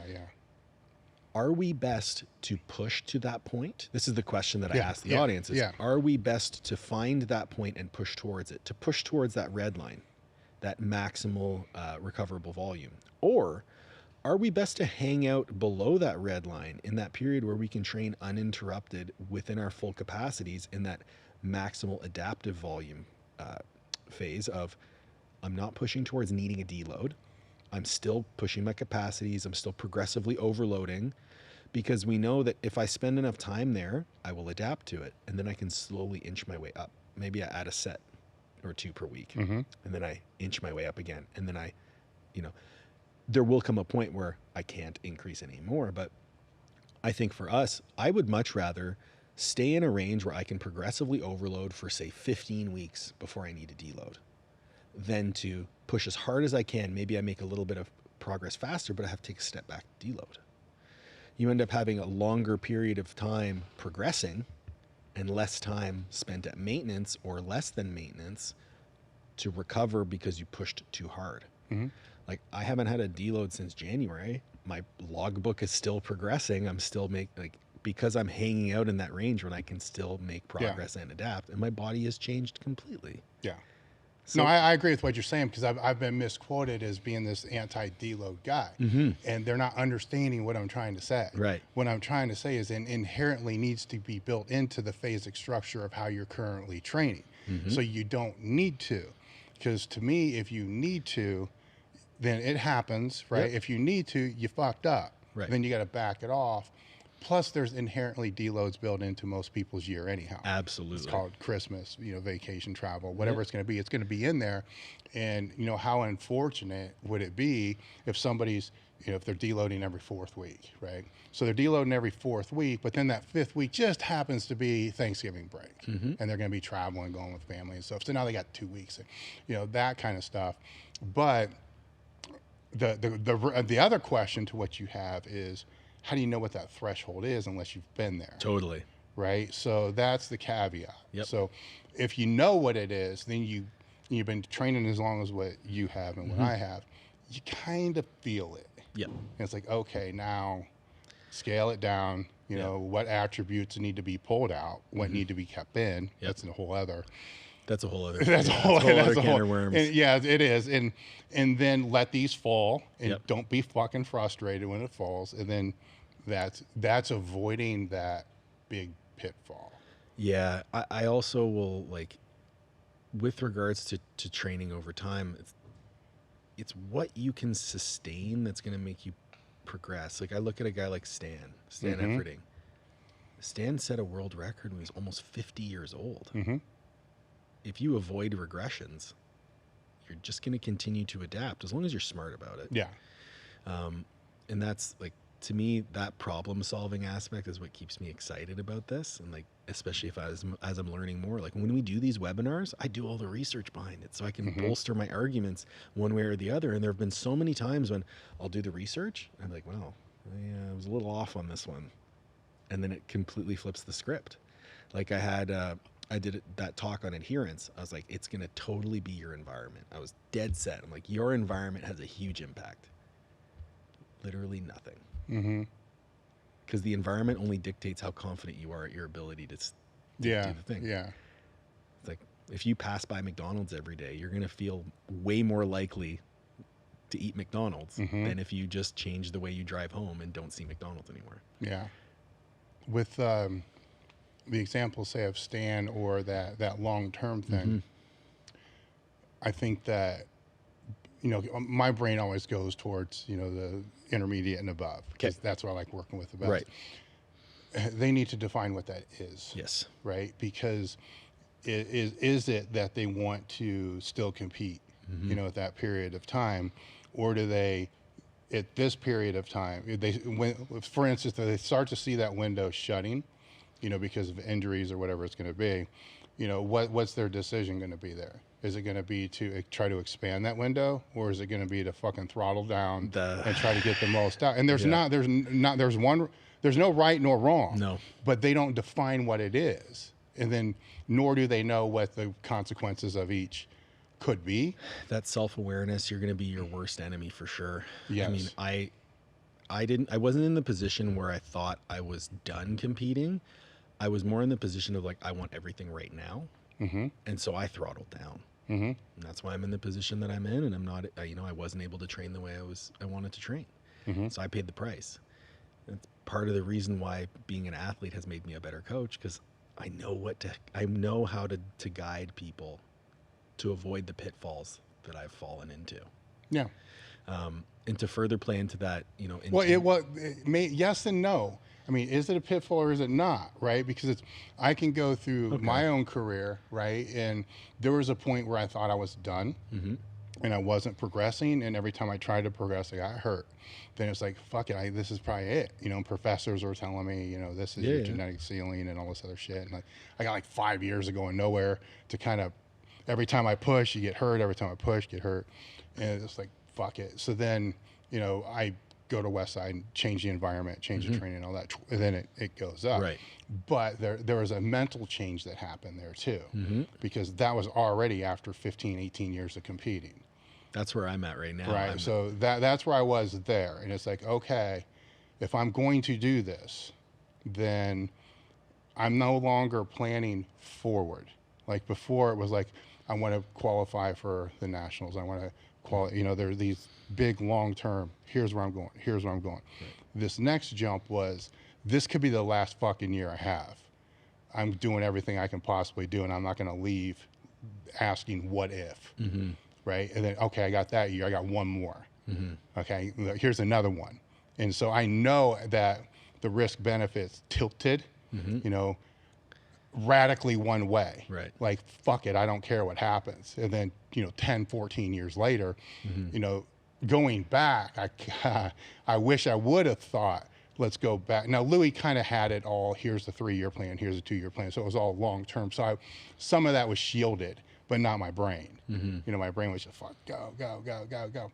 And because of that, I know those two different philosophies to be able to see if somebody else is there. Yeah. Then if somebody else is there, it's like, you know, this 1 year may stack on another. And more than likely it will stack on another. So we are looking at 3 years. Yeah. So let's now look at where you see what I'm saying? So where it is, and then break it down. Otherwise, all you're doing is throttling, and pushing the envelope, which has a place. You see what I'm saying? It has a place for sure. If you knew for sure. Like you say, you know for sure 2 years you're not going to be doing it the same way, and you're okay with fuck it, I don't care if I'm in a wheelchair, you know. Which I've been there. Yeah, I've had those thoughts. It's like, okay, well, you know, before I met my wife, I was like, yeah, let's fucking go. And my priorities change. Yes. My life changed, and I don't want to make those same decisions anymore. Yeah, but my point is, you were there. I was there, yes, for sure. Right. So when you see those other people, you can relate Absolutely with where they are. Yes. Right. So granted, I call it being the guy on the other side of the table. Like now I'm the guy on the other side of the table, you know, giving the advice. And I was on that side. Yep. And I did have those guys. And I was saying, shut the fuck up, old man. You're beat up. Fuck you. I'm doing this. Right now, here I am on that other side. But I remember what it was like. This is what I'm saying. You remember what it was like to be there. I do. So it's easier to narrow that table, right? And come around and say, okay, look, I still get this, you know, and the advice isn't as harsh as what somebody fully removed, because you can look back and say, this is stupid, this is stupid, this is stupid, this is stupid. But now you got to disseminate and say, yeah, all those are stupid, but I'm just going to go after this one right now. You know what I'm saying? Because this one is going to make the biggest difference, or they're going to relate to it a little bit more, where on these other ones, they're just not going to relate to it. Yeah, and that's where the relationship building comes in as well too. Like one thing that I admire about yourself is that any person that I've ever worked with or spoken to that's interacted with you feels as though they have a close relationship with you, even if they've only met you a couple of times. And for me, when I work with somebody, the first thing that I try to do is relate to them and form a relationship so that we can build on something that is deeper than X's and O's. That psychology, physiology interaction. You know, so when I speak to somebody and I can make an impact in a way outside the X's and O's, I know it will transfer over. So when I give them advice about X's and O's, they're going to be more likely to listen to it. I would say the advice outside the X and O's, you know, with the intermediates and above, is more important. Yeah. 100%. It's 100%, because now you're dealing with confidence. You're dealing with, you know, where is that confidence when that fatigue management isn't on their side? Yeah.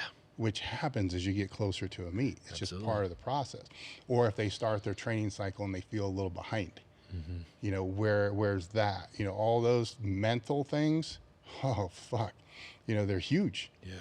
You know, and being able to, now outside of those people, it's a whole, it's a different dynamic, but it's still that communication aspect. They're still people. Yes. Like you still have to deal with the person. And that's, I think I learned that much later in my career than I wish I did, but I think I needed those years to get to where I am in terms of the communication strategies, because now I can help coach others on how to speak to their clients and how to relate to them, because I was a very unrelatable kid. Like I remember Todd and I hated each other. He hired me and I immediately thought he regretted it. So I was a dickhead. And, you know, we had coffee on Sunday. He's like, no, I was a dickhead too. I'm like, thank you. It's been 10 years. You finally admit you're a dickhead. But, you know, without going through that tough transition towards now, I'm like, I needed that. And I think more coaches need that. I think you need to be challenged. I think you need to be pushed.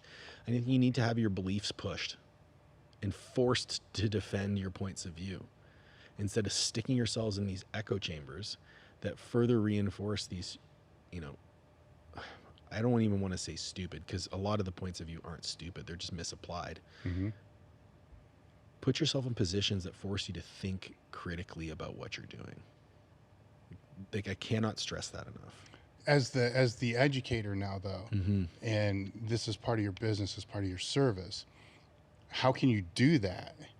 Like, and me personally? Yes, how can you do that to the coaches that are hiring you to become better coaches? Yeah. Knowing that, you know, part of it, for lack of a better definition, is to be the dickhead to be able to push them. Right now, it's a business too. This isn't like an internship where the person's not going to leave. Right. You know, you run the risk of them saying, fuck you, I'm going to go find somebody else to learn from. It happens all the time. So I ask a lot of questions. Yeah. I ask a lot about people's whys. I'll use an example. Like 2 weeks ago, I had a call with a client. It was the first meet. So we have our first meeting. He decides to work with me as a mentee. We go through the payment. He shows up. He's filled out his intake form. I'm talking about how he's going to do X, Y, and Z, how he wants to teach kids. He wants to work primarily with youth about the lessons they can learn under the bar and how they can build confidence and how they can do this and that. And then he says, I'm the product of my product. That's a line that I like to use. Like, are you the product of your product? Are you what you're trying to sell? But then in the same breath, he's saying, yes, I'm the product of my product, but he doesn't read because he keeps giving up on books. He quit multiple jobs. He only does continuing education in certain ways because he can't commit to it. He's never achieved anything beyond baseline level of physical fitness himself. He's lost weight and regained it multiple times. I looked at him and said, listen, I'm not coming at you to be rude. This is to help you grow. You are not the product of your product. He says, but you know, the videos that I make and the content that I put out, I said, no, you have no confidence. You have no follow through. You have no consistency. These are the things that you're trying to teach other people. You need to start doing that for yourself first. And he kind of like sat back and he was receptive to it. I said what he needed to hear. He could very easily have gone out and been like, fuck you. Yeah. It's fine. I said what I needed to say. But the way I said it, the delivery, that communication, we had already built a rapport because we'd spoken on the phone, on Zoom prior. Yeah. It came from a place where he knew I was trying to help him. That's on the interpersonal side, which is sometimes harder. On the intellectual side, it comes down to asking questions and challenging. I have enough background educationally, I can hang in with anyone's conversations. I'm not a doctor of physical therapy, but my knowledge of biomechanics and physiology and stuff like that, I can hang. So I'm going to push you. If you make a claim, I'm going to ask you why. I'm going to ask for your evidence, ask for these things. I'm going to present alternate viewpoints. I'm going to flip the script on you, because that you need to be able to defend yourself, because the internet, where all of our business exists, is ruthless.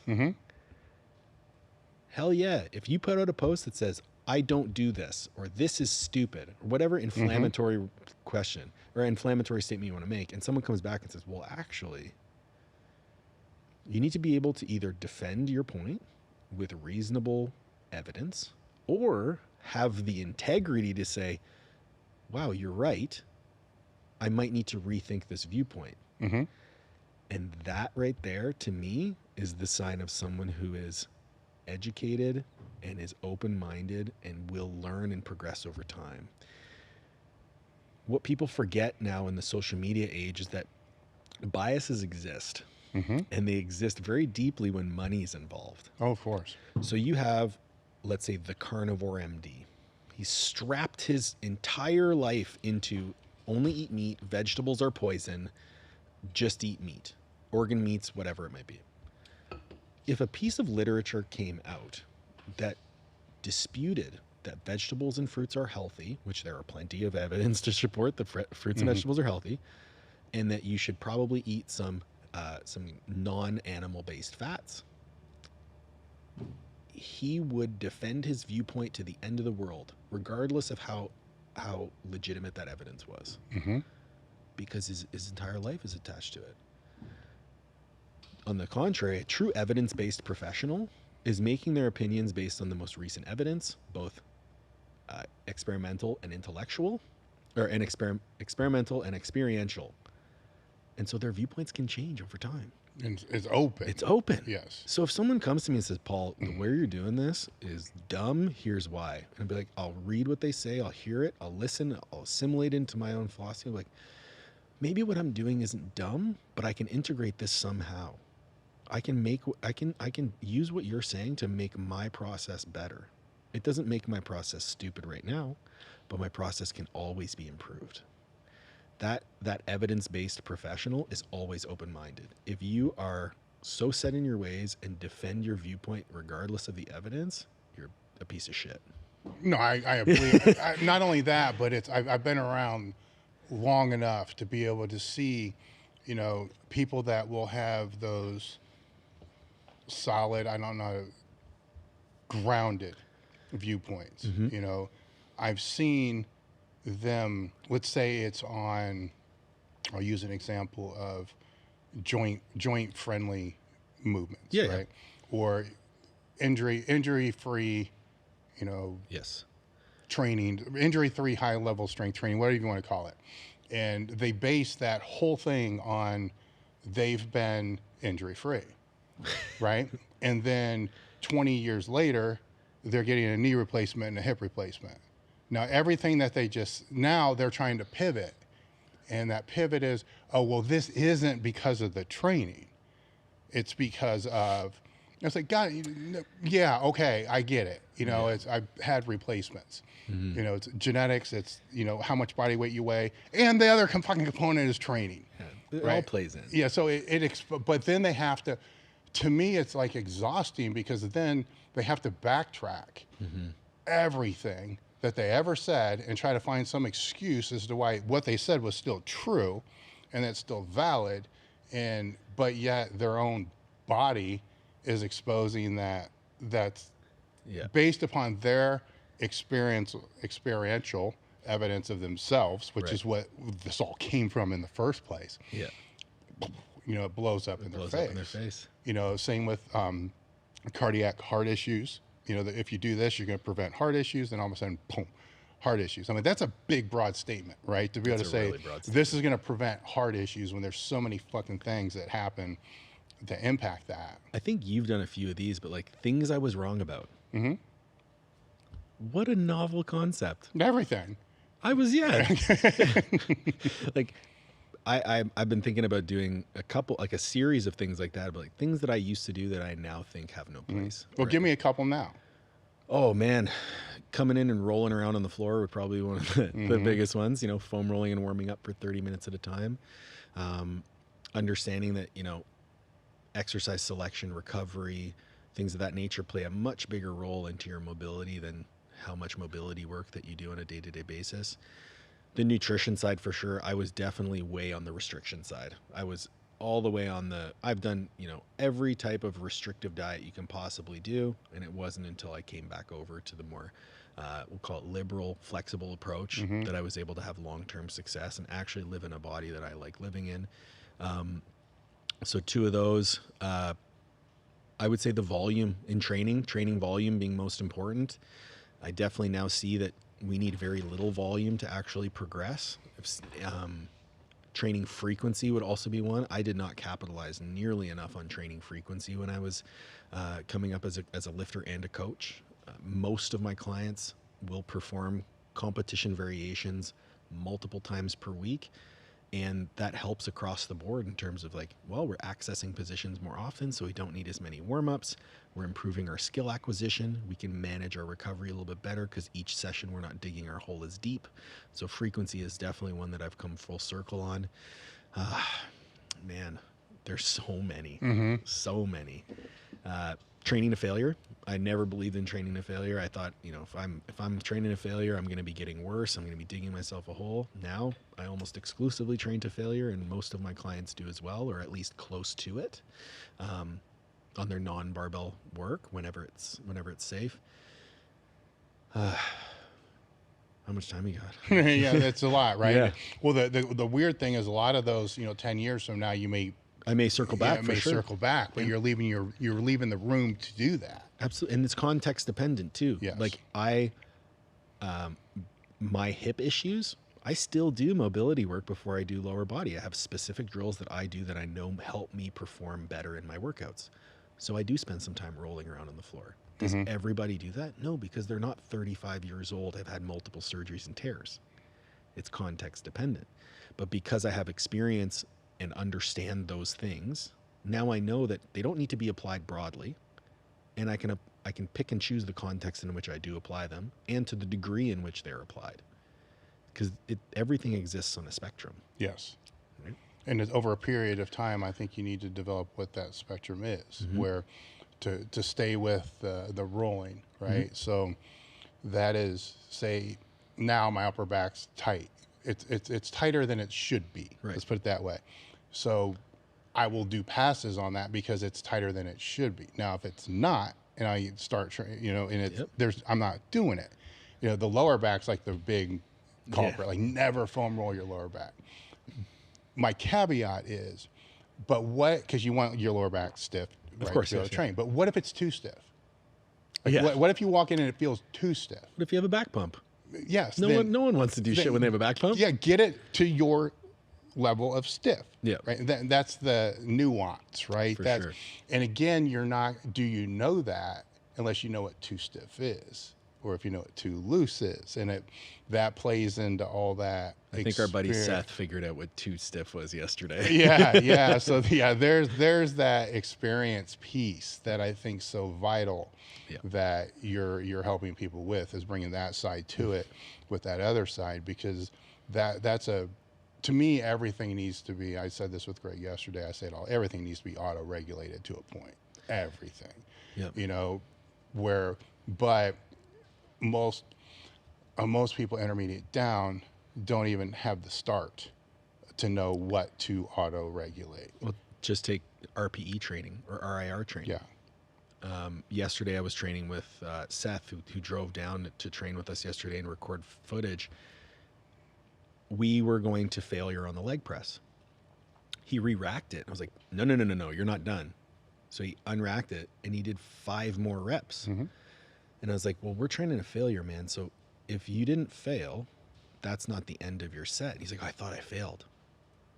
And Seth's been training for a couple of years now. He's still in that, below intermediate phase. He's very strong, but still below that intermediate.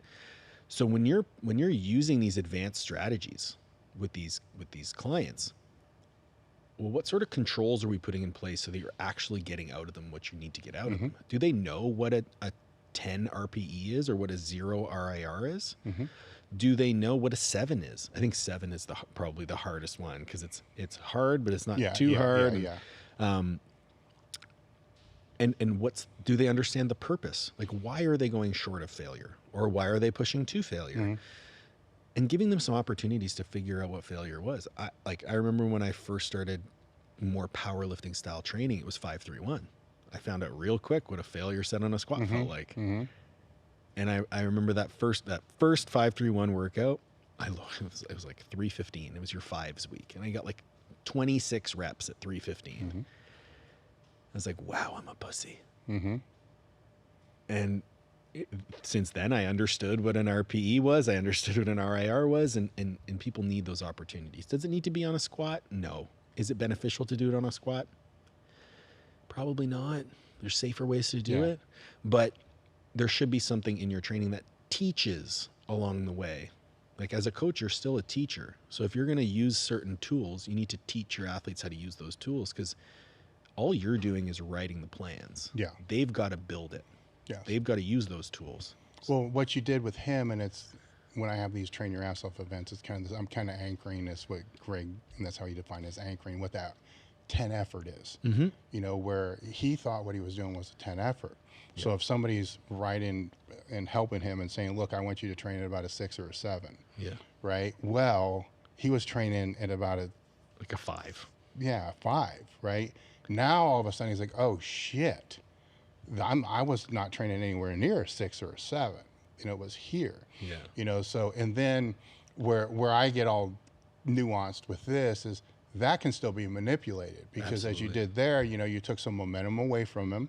You changed the way he was initiating, you know, the leg drive, you know, on the leg press, which if you just let him muscle fuck it up, he could have got even more. When I corrected him about his rebound. So now see, there's a whole different scale, right? Where he could do, this is where it gets nuanced. He could have stayed with that, how you had him doing the reps.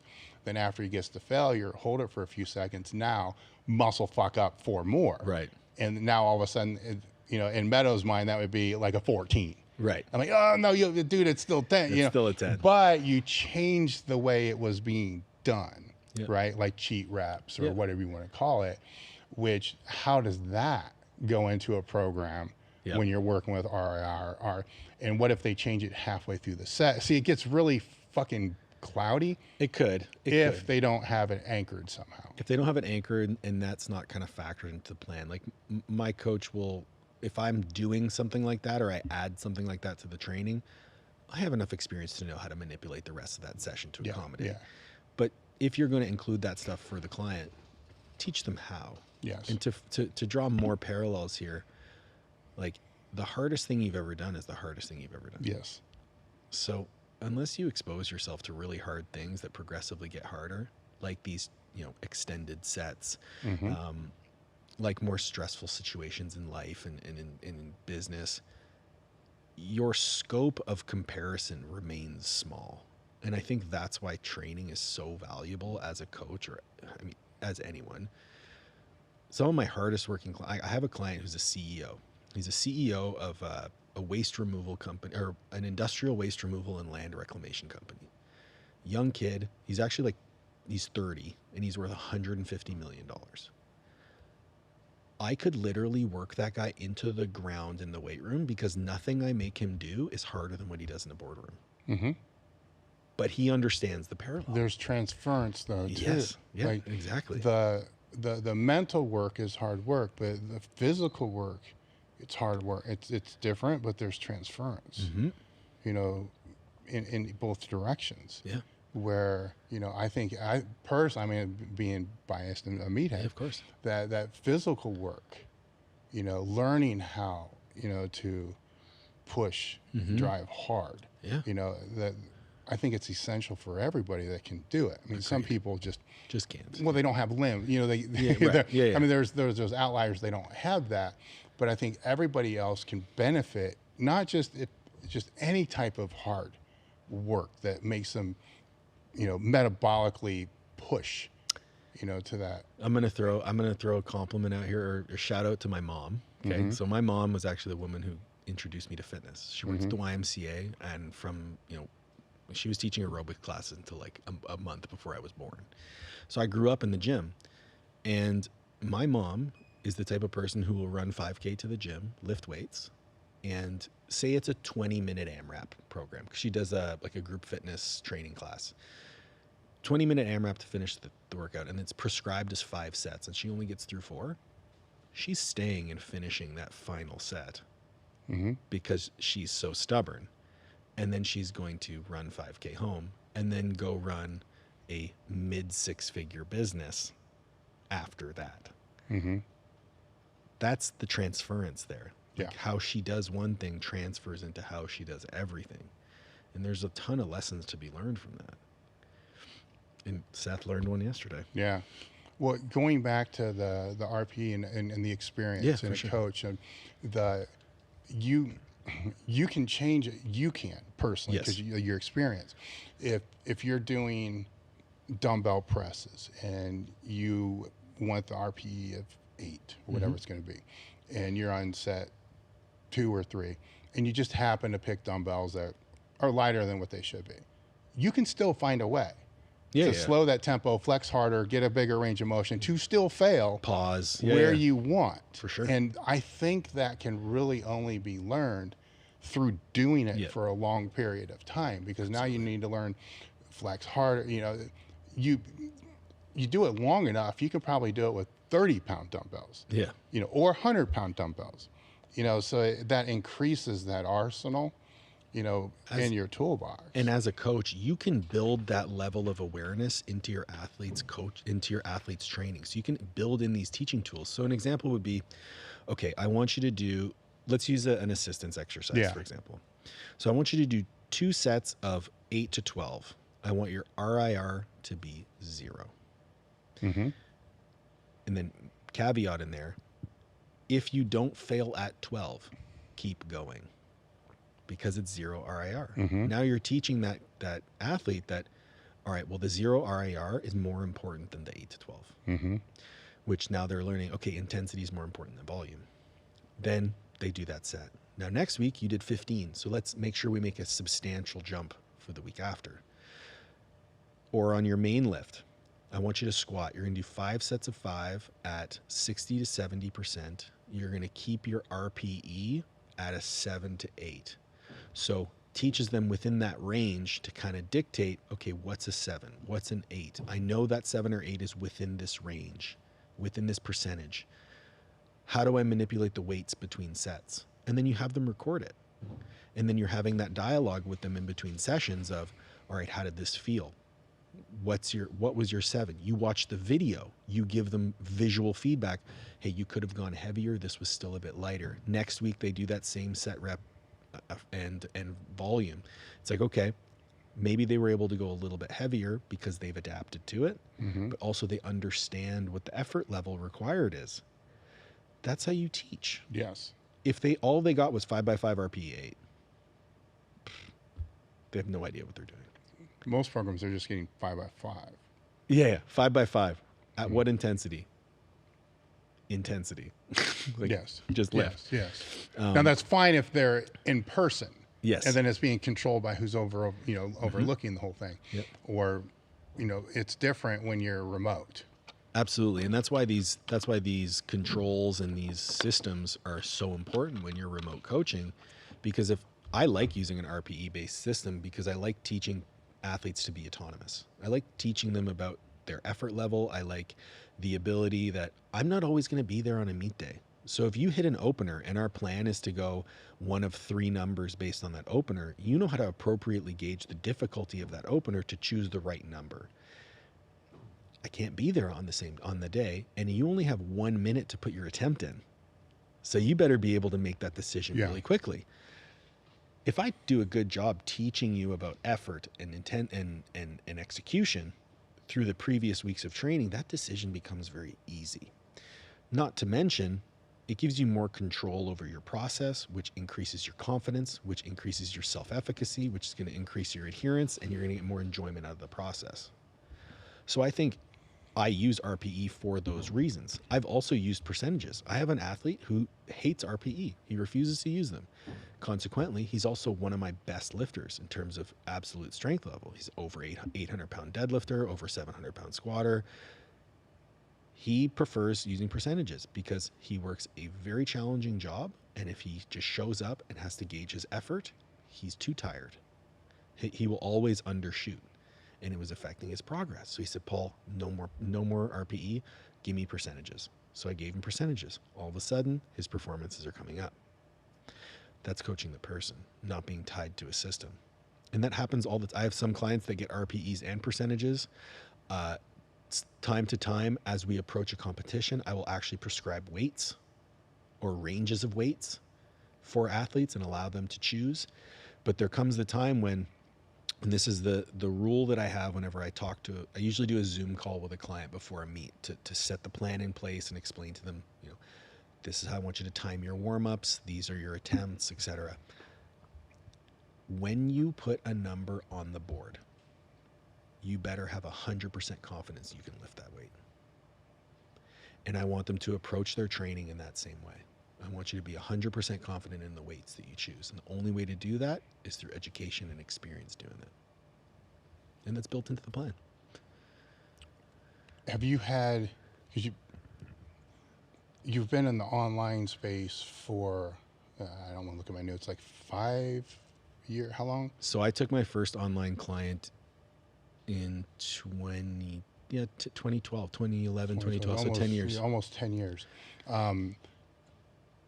How many clients have you had that from say 5 years ago that are still with you now? Oh, like 5 years, 10 or 15. My retention rate's really good. Yeah. What are some of the biggest differences that you've seen?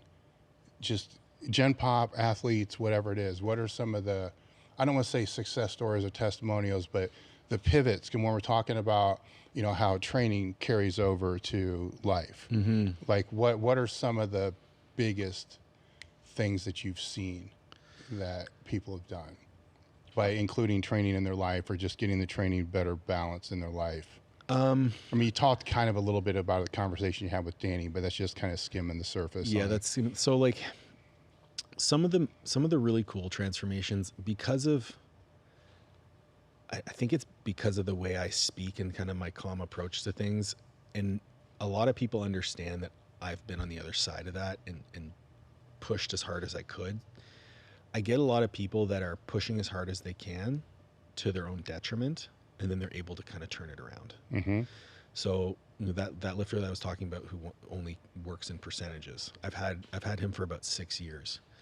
I've seen him come from a kid with like zero confidence, emotionally unstable, pushing his limits physically, physiologically, all that extracurricular stuff, to having a career, going to be getting engaged soon, bought a house. He's, you know, back on the platform and competing at a high level. Like, to me, like I'm getting goosebumps. Like this, he completely transformed who he was as a person through our time working together. And I'd like to think I had a little bit of a role in that, but it's also just him being open-minded to the things that we were doing. The other, you know, I've had clients who have gone on to be coaches themselves, built very successful businesses, and now, you know, I have a former client. He's no longer my client now. We had a bit of a falling out, but he's built a very successful business. He has 5 coaches working for him. You know, to me, that's pretty incredible. I have life, like Ben was a big victory for me, because I worked with Ben 3 years ago. He still lost the weight. He hasn't regained it back. So for me, that's huge. I mean, just the life transformations and the steps people take, that they're still prioritizing their training. And these are the people that are totally content in the grind. They're totally content to do the same movements week after week and just progressively overload them a little bit over time. And their progress has never stalled. They've never had, they have very rare regressions, and they can continue to compete and do the things that they love outside of the gym. The gym feeds into what they do. To me, if I can have that transference, I feel like that's a win for me. And that's spreading when we first started talking, you were saying the coaching thing. Yes. Right. That to spread exponentially. That influence, that impact, to impact, and, you know, from that broad spectrum out. Right. So you're doing that. I'm trying. Right. And well, you just told me you were. you see what I'm saying? And trying to be humble, Dave. I know that, but that, I mean, I think that's important to know, right? Because in this is a weird landscape that we come from, this whole gym thing and all the other stuff. And there's, like you said, I wrote the book on this, you know, the lessons you learn in the gym can come out, but then when somebody can take that and then help other people, you know, to apply that, then come through, you know, in the environment in the world, especially that we're living in now, right? Where it's division all over the fucking place, and to be able to provide that, you know, to somebody is it's a huge win. You know, not just for you, your company, or whatever it's going to be, but for those people, and because they'll go on to do that. You know, the eating habits that you were talking about with the one person is going to just go on to be able to do that. You know, so, you know, maybe we can't, you know, change the world, but we can change this little piece that we know really well, you know, that you're doing a really good job of. Thank you. You know, so I think that you need to stop, pause, kind of think, because you get in the grind, you know, of trying to build. And it was just recently where some people made me stop and pause and kind of think about that a little bit. And I think you need to pause, you know, just think about that a little bit, because that's the whole other, that's kind of what we're doing it for, right? Exactly. Yeah. That ability to pause and reflect is something that I never did. And it wasn't until more recently when I've actually taken the time to do that. And the more I reflect on how much of an impact I've had, or how grateful I am just about doing what I'm doing on a daily basis, that process has become so much more fulfilling. And then I'm even more productive, and the motivation comes from there. Like I actually, the coaching coaches thing, I've always coached coaches in training and nutrition. It was only recently when I transitioned to formally coaching coaches on coaching and business, because I actually tried a different realm for impact. I was like, okay, I'm going to start an app. So Jay Nira and I started an app called MetroLife. We invested a ton of money into the development of this app, and the app itself was fantastic. The problem was we ran out of money for marketing, and we were bootstrapping the whole thing. So that slowed down. We had to change, but I was so detached from the actual impact we were having because the app was doing the work I wasn't. I was an administrator. At first I was like, wow, I'm impacting a ton of people. So we had like 500 or 600 users, but I was completely detached from it. And that's when I first paused and reflected on like, why am I doing this? And it's because of that that one-on-one interaction, that proximity was the word that I used, the proximity to the impact. And now on a daily basis, I will turn to my wife, because we take a walk every morning, and I'll be like, babe, like, I can't believe we live this life and get to do the things that we do and help the people that we're helping, and move in the direction that we're moving. And the reason that I'm able to live this life is because these people have trusted me with their goals. That responsibility is something I take very seriously. So I want to do what's best by them.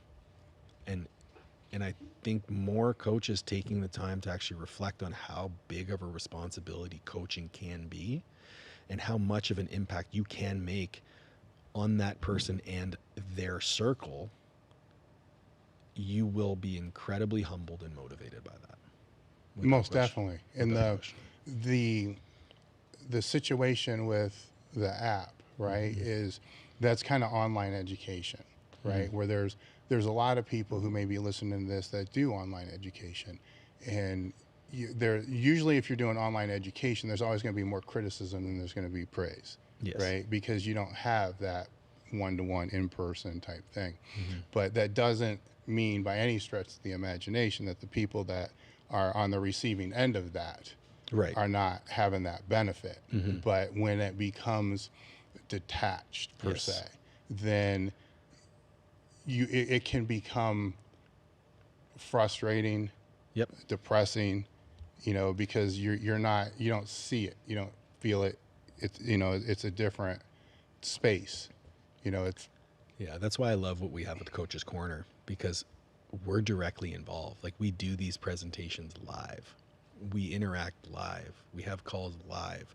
So not all of our members will attend live, but I know that they're seeing my face. I know that they're hearing my voice, the intonations, the passion behind what I'm trying to do.